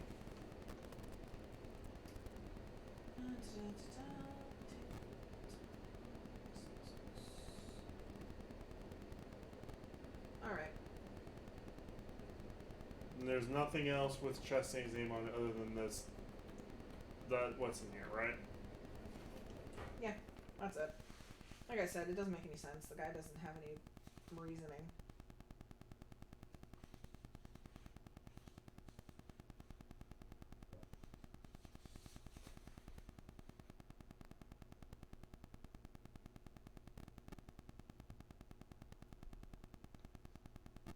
Alright. So, man, first class passengers had like A through E deck. Basically. What's her name was on D deck while she was sick? Helen Gorham. Yeah. D deck. D deck. The deck. D deck.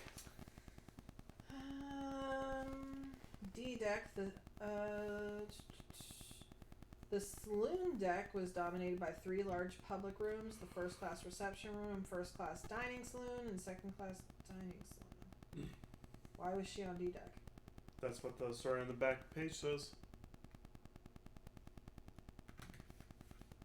How was I control my page? There's only public areas in the D deck. Read the story. I understand, but that's contradicting itself. We're talking about trying to find information that doesn't make sense. There's no reason why she would have been on D deck. Does it say where there's another in that list? Is there a place where the hospital is left to be?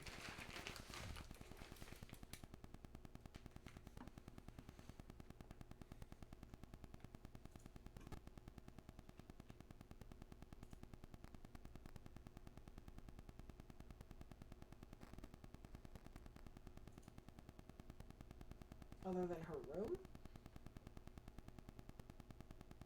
E-deck was predominantly used for passenger accommodations for all 3 classes, plus berths for cooks, seamen, stewards, and trimmers. F-deck was 2nd and 3rd class passengers. G-deck. But the thing is, the medical examiner was her alibi. Because he said he was with her until he had to go take that call. I'm just not understanding. They don't have any reference whatsoever to any. Unless that's her story. Unless she sent in that story. And I wish it said who submitted that story. You know what I'm saying? Mm-hmm. I'm trying to find it. Alright. I'm going to go to the bathroom. Maybe I'll have a strike of genius. You know what? That's the best place for one. Yep.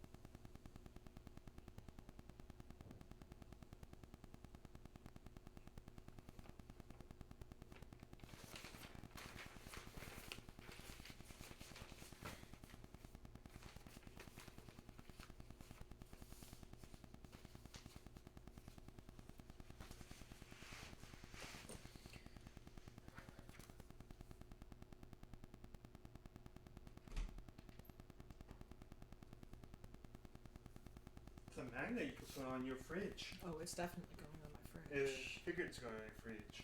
Alright, so things we can immediately put away. So we put stuff away. Anything Anna King related we can get rid of. So these 2. Yeah. So I'll put that back in the box. We can get rid of Cooley.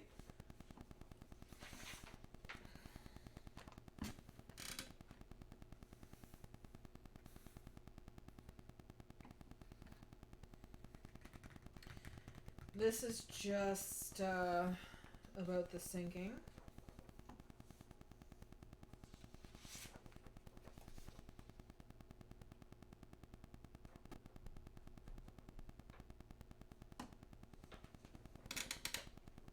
I'm curious as to whether or not that has anything to do with anything. We haven't seen anything with an I or numbers. Yeah, like all of this is just going through straight facts. It doesn't seem like we're actually trying to find any hidden information. Mm-hmm. We're just doing what apparently must have been a very terrible detective's job. No, I don't think he was trained to be a detective. I think he was just a security officer. Which makes sense if this is all incomplete. Walter Nikolai is definitely Joseph Stanton.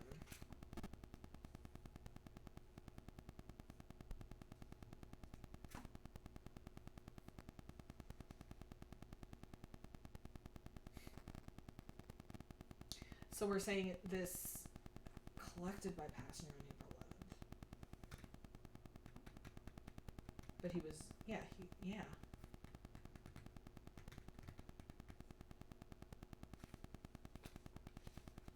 And why were we saying that couldn't be him?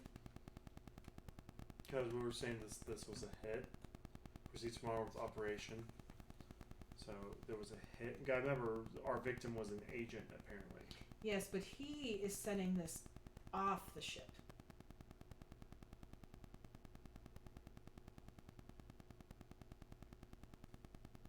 So we are saying that Blackstone is somebody away from the ship. And also in the news story, he was supposed to meet somebody in New York.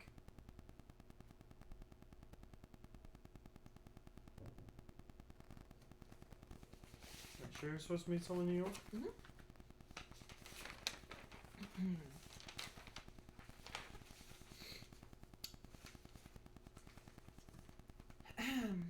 Stanton's search of the victim's stateroom revealed several items potentially relevant to the investigation. A substantial amount of cash, a ledger indicating that the victim had meetings scheduled with an unidentified person in New York on the day the Titanic was to arrive.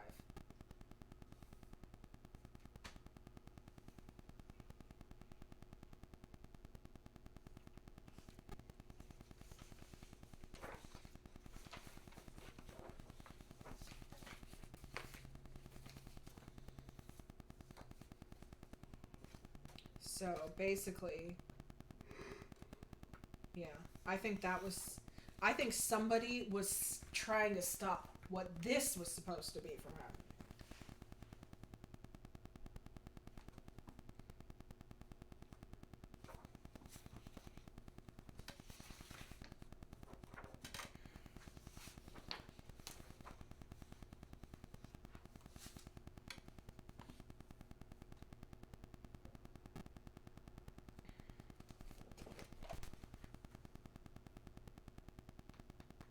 Does the story confirms that it was Thomas W. King that was the Master of Arms? The story is the Master at Arms that was with Joseph Stanton when Joseph Stanton was Joseph Henry Bailey. The other one was Thomas W. King. Okay. Oh, wait. I arrived at accompanied by my Master of Arms, Thomas W. King. Can you see that? Thank you.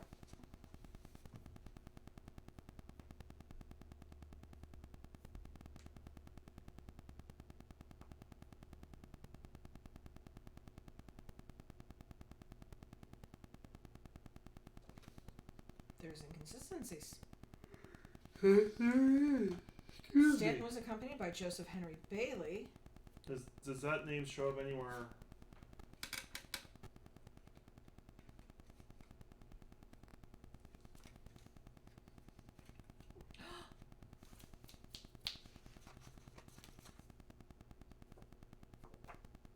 What are you looking for? Pull the end of the thing back out.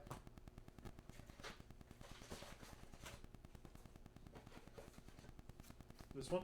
No, the other one.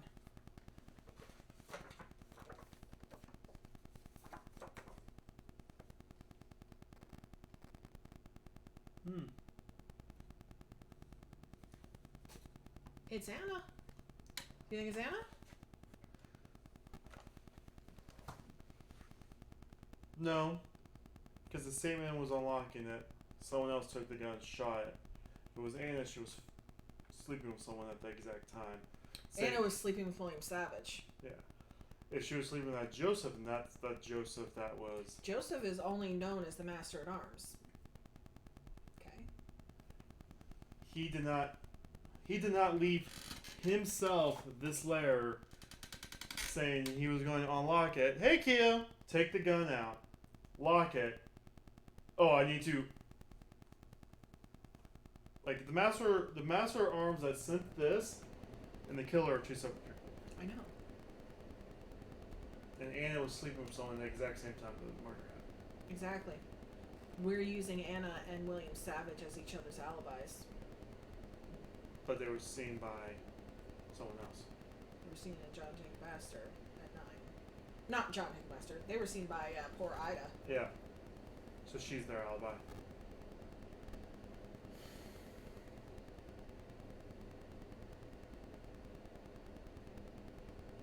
That Joseph could also... Meet me on the first class promenade on A deck tonight at midnight.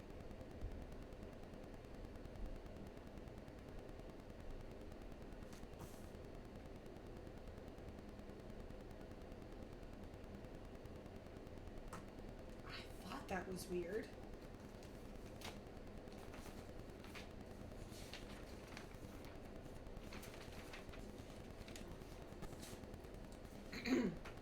So here's something that I thought was weird, but I didn't put together.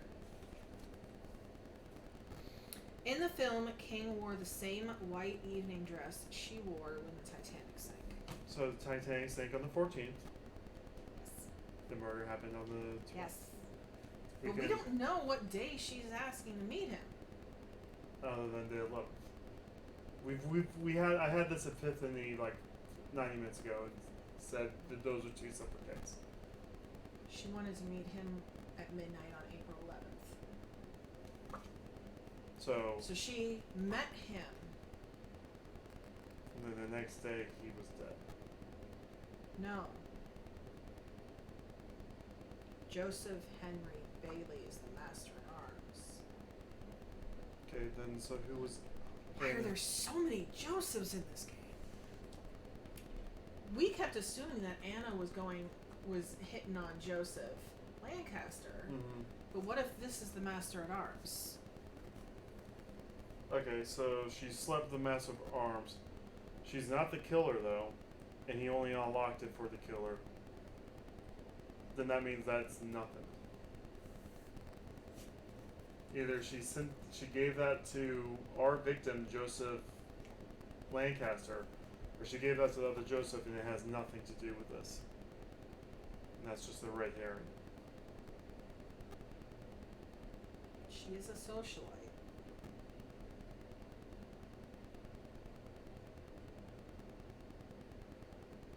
Which means we're still back to Thorne or Morgan.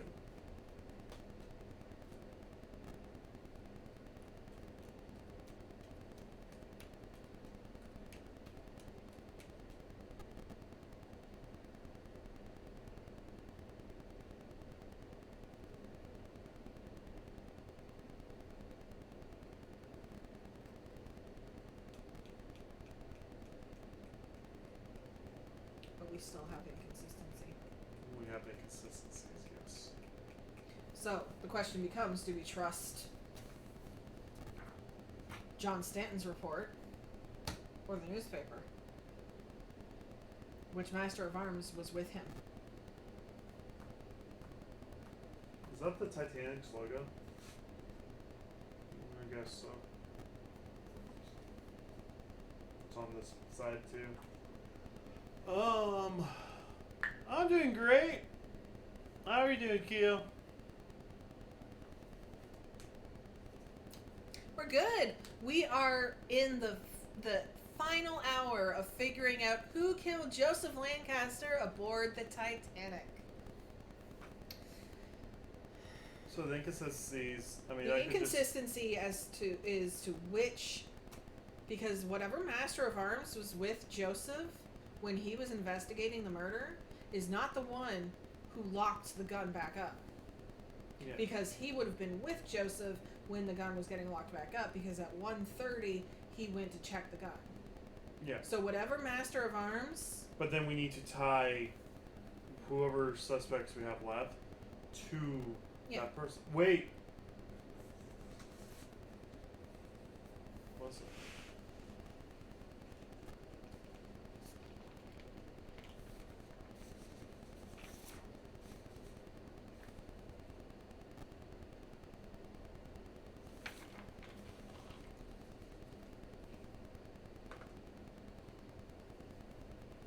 Do you remember who said he was in the smoking room with a bunch of people and what were their names? Astor. No, never mind.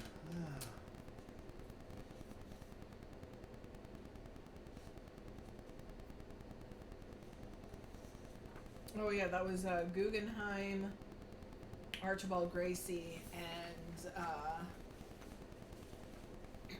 Gerald whatever.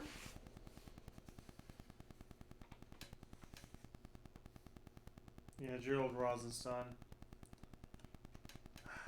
So we have to somehow tie one of the masters of arms to one of the remaining suspects. We can find that tie.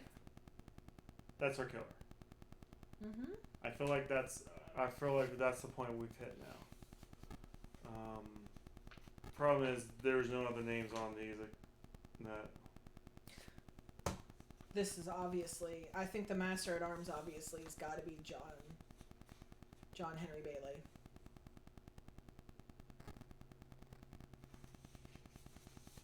Is there a Bailey anywhere else? I want to say I've heard that name at least once tonight. More than once tonight.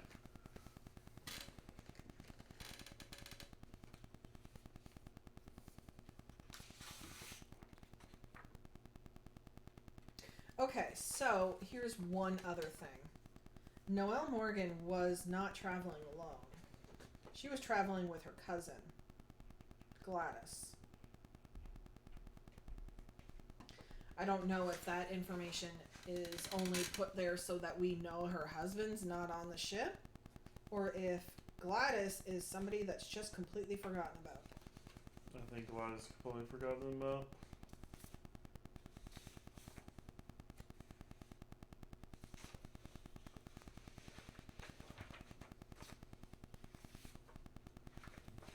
Alright, so Gerald Thorne has a daughter.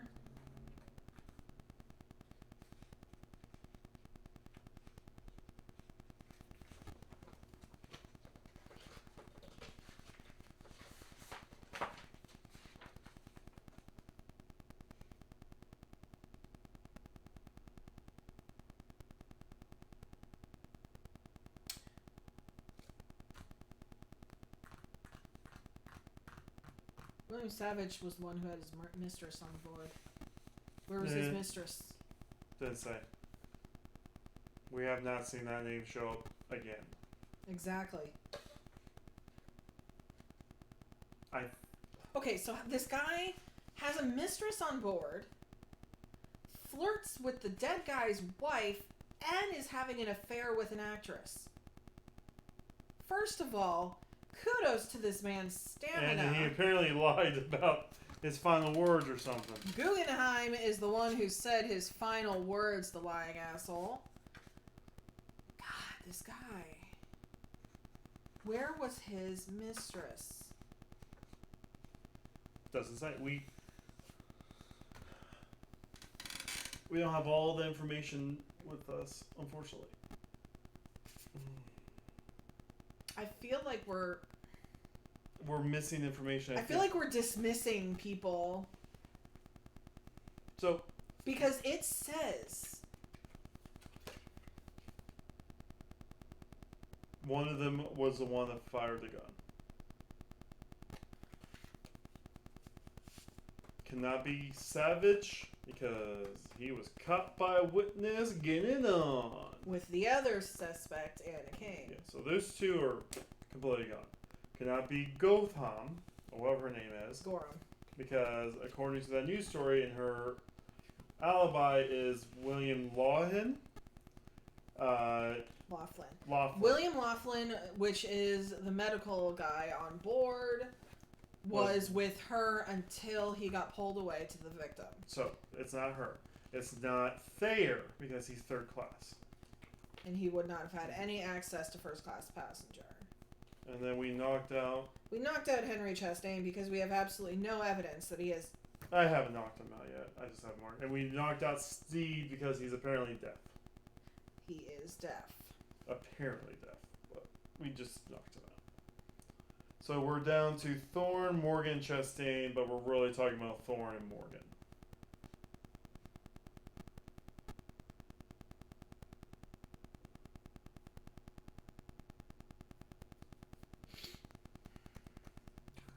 It is going to be William Stead, right? It's going to be him. It's probably going to be him, yeah. Oops, excuse me. All right.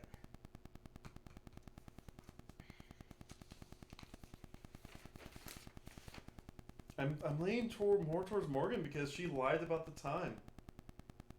She gave herself an alibi, and then it was a lie.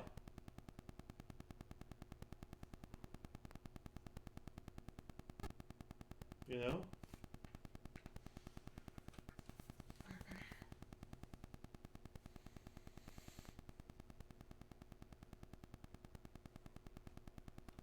We are over 2 hours into this. You know what? Money well served.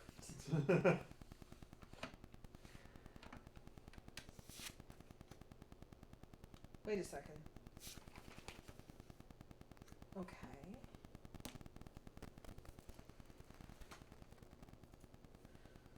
So he's expecting to get paid on April 13th.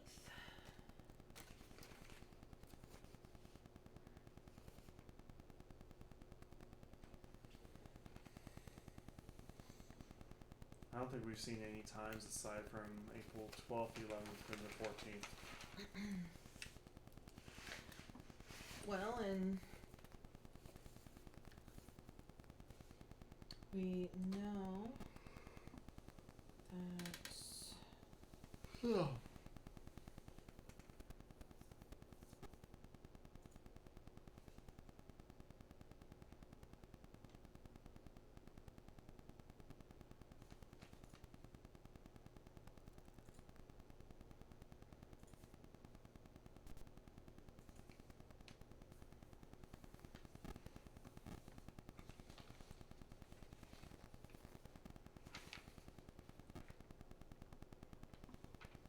So, I'm going to make my argument for Morgan. okay. Lied about the time. Carrying the pillowcase. Wearing a dress won't be able to hide the gun on her. I mean, that almost makes sense since she was seen around him. So, he would have been someone that she would trust. Why?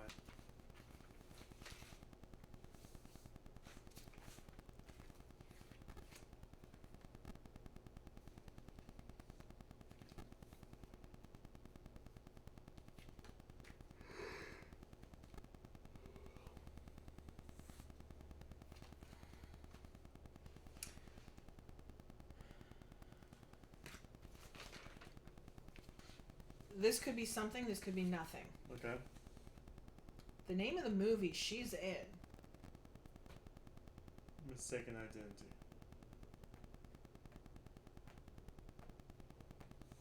Once again, we're assuming Savage was sleeping with Sarah.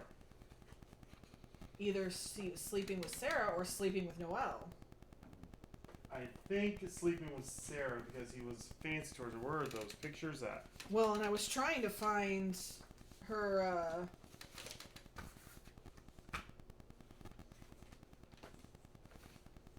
where the hell are the witness statements? Oh.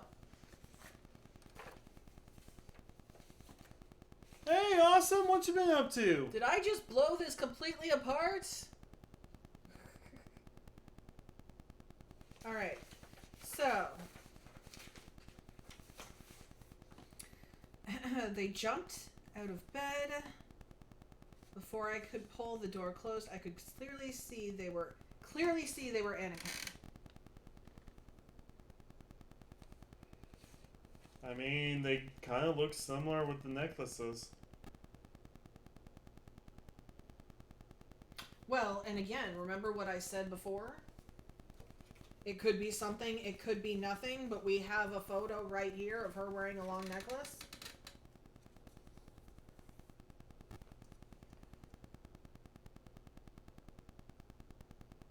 I mean, the hair kind of matches as well. I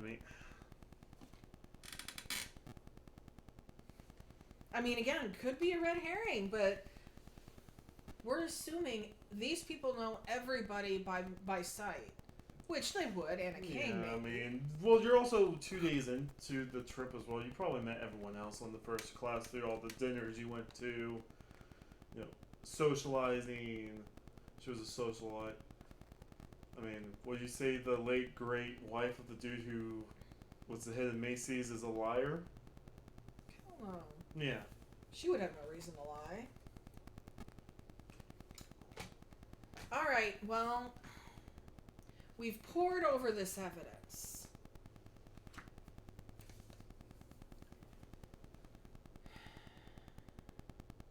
I just can't think of any way to either confirm Chastain or deny Chastain, confirm or deny Thorne.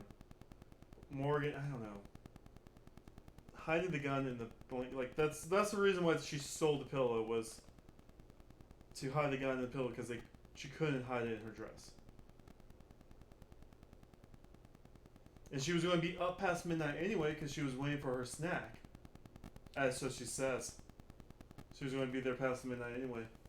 We have no idea how late Thorne was going to stay up or how late Chastain was going to stay up because There's no information on Chastain. Why make him a suspect if there's no information on him? Why was he a suspect in the first place? I don't know.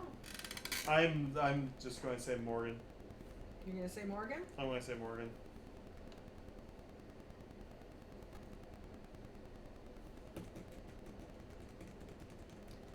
Okay, you're saying Morgan because you said she lied. She didn't lie in here. She said she was...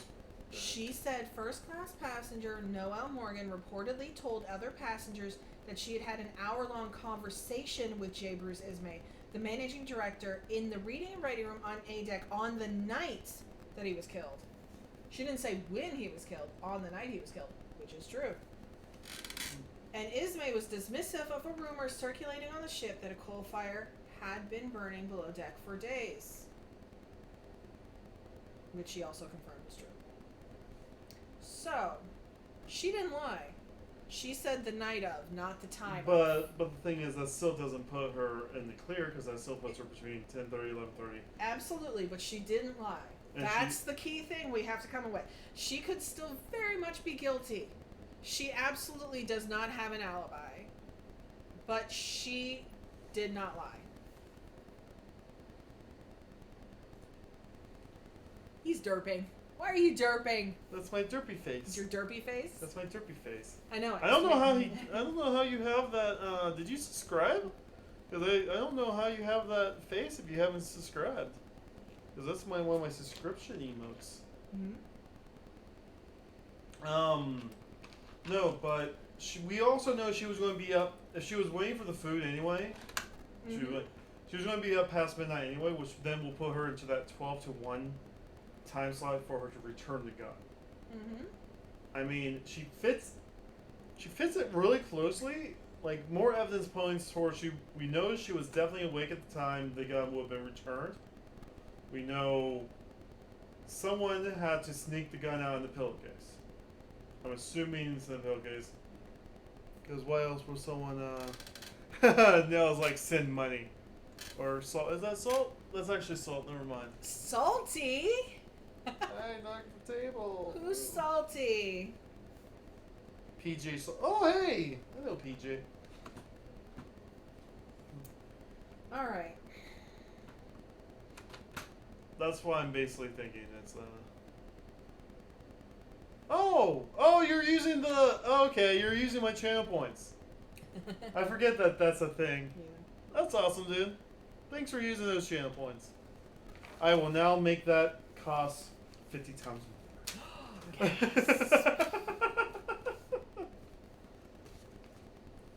There's just not enough evidence that points to Thorne. The only evidence we have of Thorne is that's not his real last name. And he's the one that we're confirming that is speaking German at the time, Such right? a nice piece of paper. There is such high quality stuff here. Yeah, this stuff is good. Oh, of course you're always salty playing DB. What did I say the other night? I read somebody said if you enjoyed playing DBD, no you don't. Yeah. No, you don't. But so Thorne, the only thing we know of him is he was speaking German to what's her name, and that is not his last name. Morgan was there. She had no alibi. She could have gone back. She was going to be up that late. That's why I'm leaning toward Morgan. We have no information on Chastain. We have no information on anyone else. We can confirmly say it's not King or Savage or Gorham or Thayer.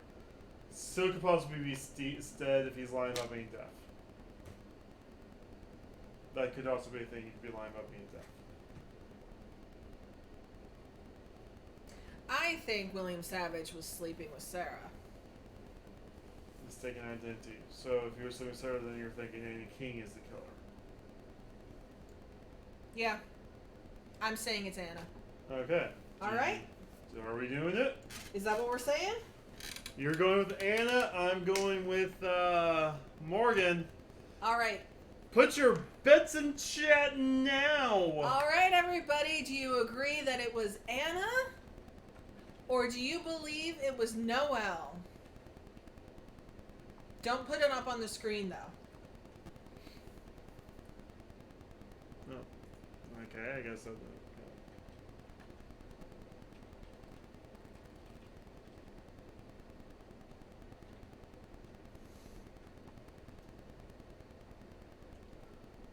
Oh, jeez, there's a whole thing here. All right. Can we look at just? I'm going to put this up here. We're going to lose chat for a bit. So I'm going to put this up here. Really? Well, minimize that screen. Maybe it's. Oh. There we go. And then I'm going to make this nice and big for us. So, should we read this out loud?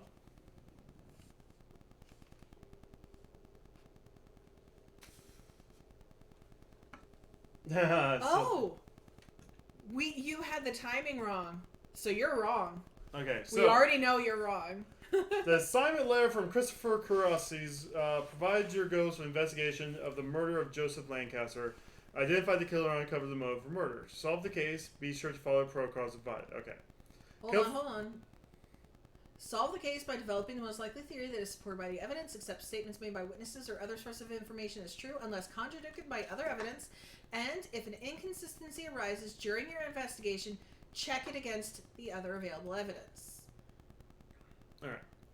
Care for investigation of evidence revealed identity care from the 8 suspects identified. Okay.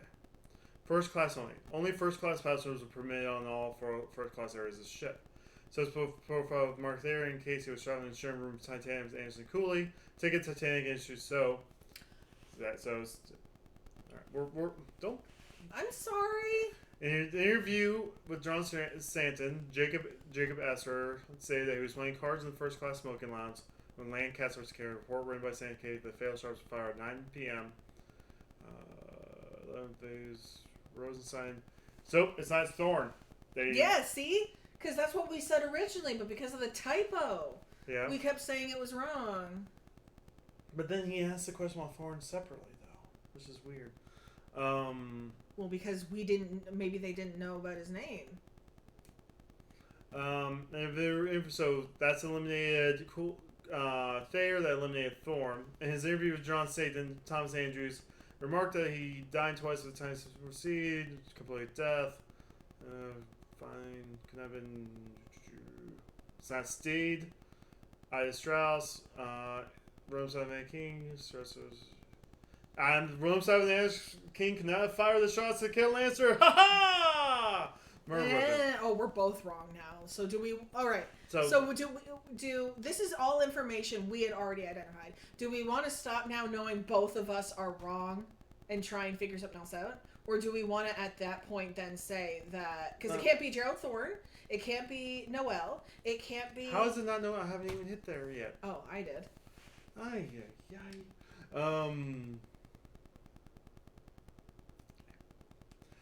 Murder weapon. The evidence indicates that the killer bribed the crew member, one of the master's arms, to leave the Titanic's gun lockers unlocked.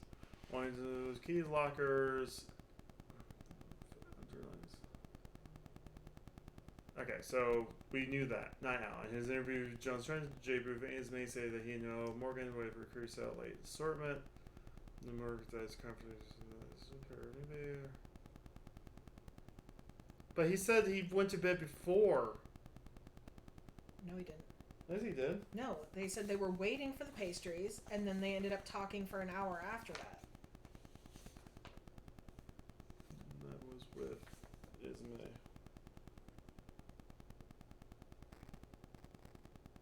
No, okay, well. So she could not return the gun. Fell ill, so we knew that. Okay, so the motive of murder. So we both were wrong. Motive of murder. The Archer newspaper addressed the tense situation in Europe between Germany and other nations. In 1912, the Archer also discussed the network of spies and services of Europe, major powers, that prevents the espionage cover surveillance being conducted in the time period that ultimately led up to the beginning of World War I. Page 6 of the newspaper also states the rumors circulated aboard the side. Alright, when strangers search Lincoln's room, good name, okay.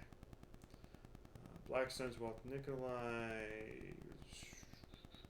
The killer envelope fulfilled only one special if you have There we go. See, the telegram was collected by a passenger, but there's no indication of evidence. The murderer was Henry Chastain.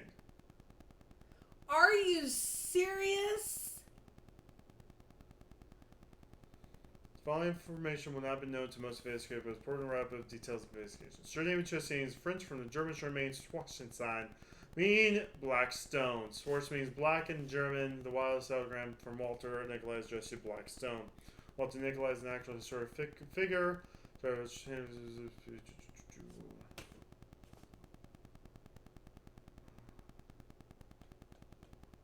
So, but why does it say he was the how? Like, because we were able to eliminate everybody else. So the assumption is because we were able to eliminate everybody else that the only one who didn't have an alibi had to have been him. So the fact that we were sitting there going, we can't find anything else about him, there's nothing in here about him, was supposed to be our indicator. You want to know how dumb that is? Well, that's what the frustrating thing is. It's like we were looking for something to tie him to, and because we couldn't, which may be why Joseph Stanton couldn't solve the case, because he had nothing to tie him to either.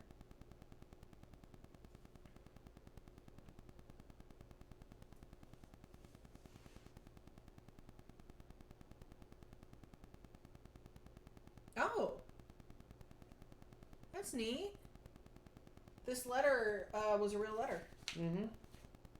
Just with a different name, I'm assuming.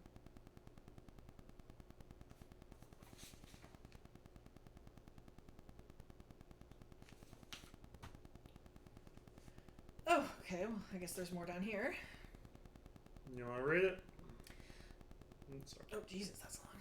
Yep. Noel Morgan died. Okay, so Forest City in 1912. Forest City resident Joseph Lancaster was murdered aboard the RMS Titanic just days before its tragic sinking. The murder went unsolved for over a century until a private citizen working with the proprietor of Christopher's Curiosity in Forest City solved the case. I don't know about that. The identity of the murderer and the motive for the killing were revealed by studying historical evidence recovered from the descendants of John Stanton. Remember, everything was given to his wife. Oh no, John Stanton gave everything. It was in the I know. Did they have a kid? That was never talked about, was it? No. That's why I was like, wait, what?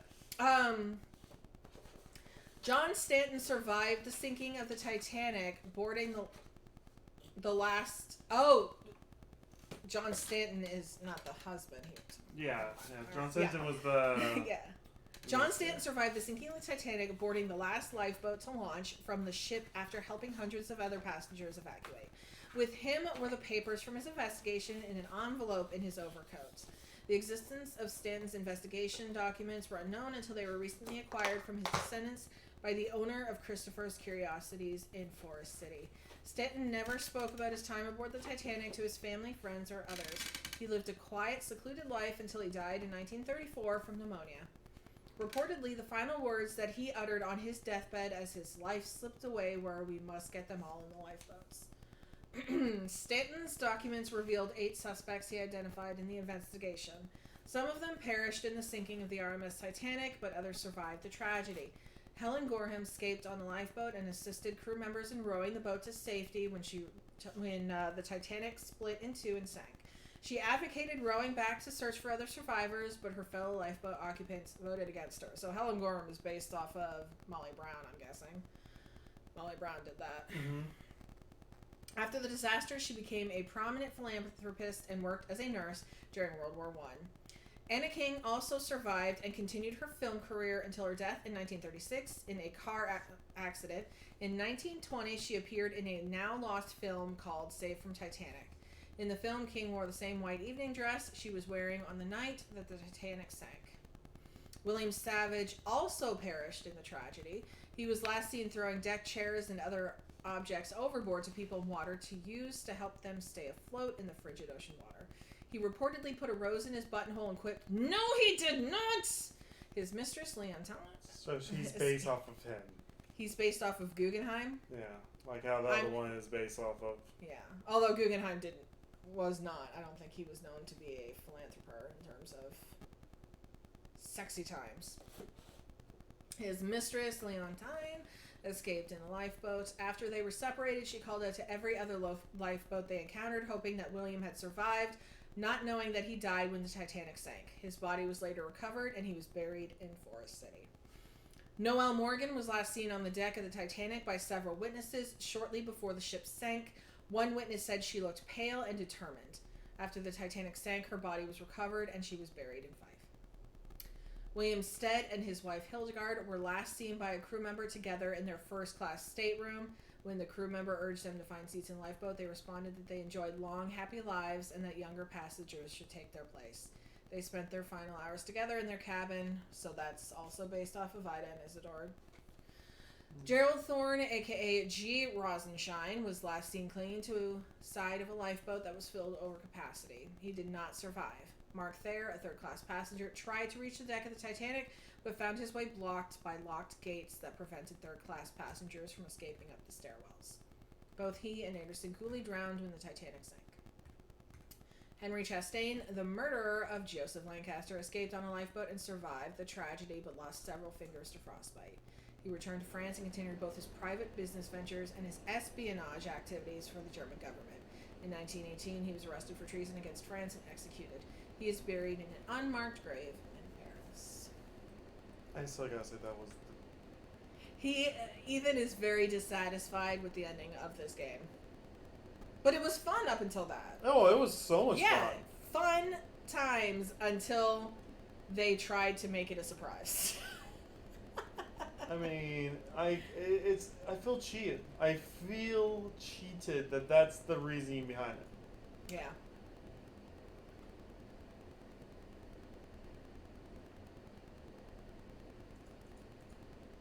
Yeah, don't look at the rest of the solutions. Stop that. Shenanigans. Alright, well. Yeah. That was a fun game. I'm upset. Ethan is dissatisfied. I'm slightly dissatisfied. I mean, now we know. But at the same time, the fact that we were supposed to know he was the killer because we knew that others weren't the killer. I mean, at least that's some evidence. I mean... That's not evidence. That's lack of evidence. Yeah. Because... I mean, if that's the case, the other 800 plus passengers on the Titanic could have been the killer. Yeah, why were these 8 people suspects? The wife could have been the killer because he was seen... Yeah, where was she? Why? Because she collapsed? She's innocent? Please. Yeah, I don't know. I'm not satisfied by it. I am not satisfied either. I guess we have to get the next month's box and... Let him make up for it?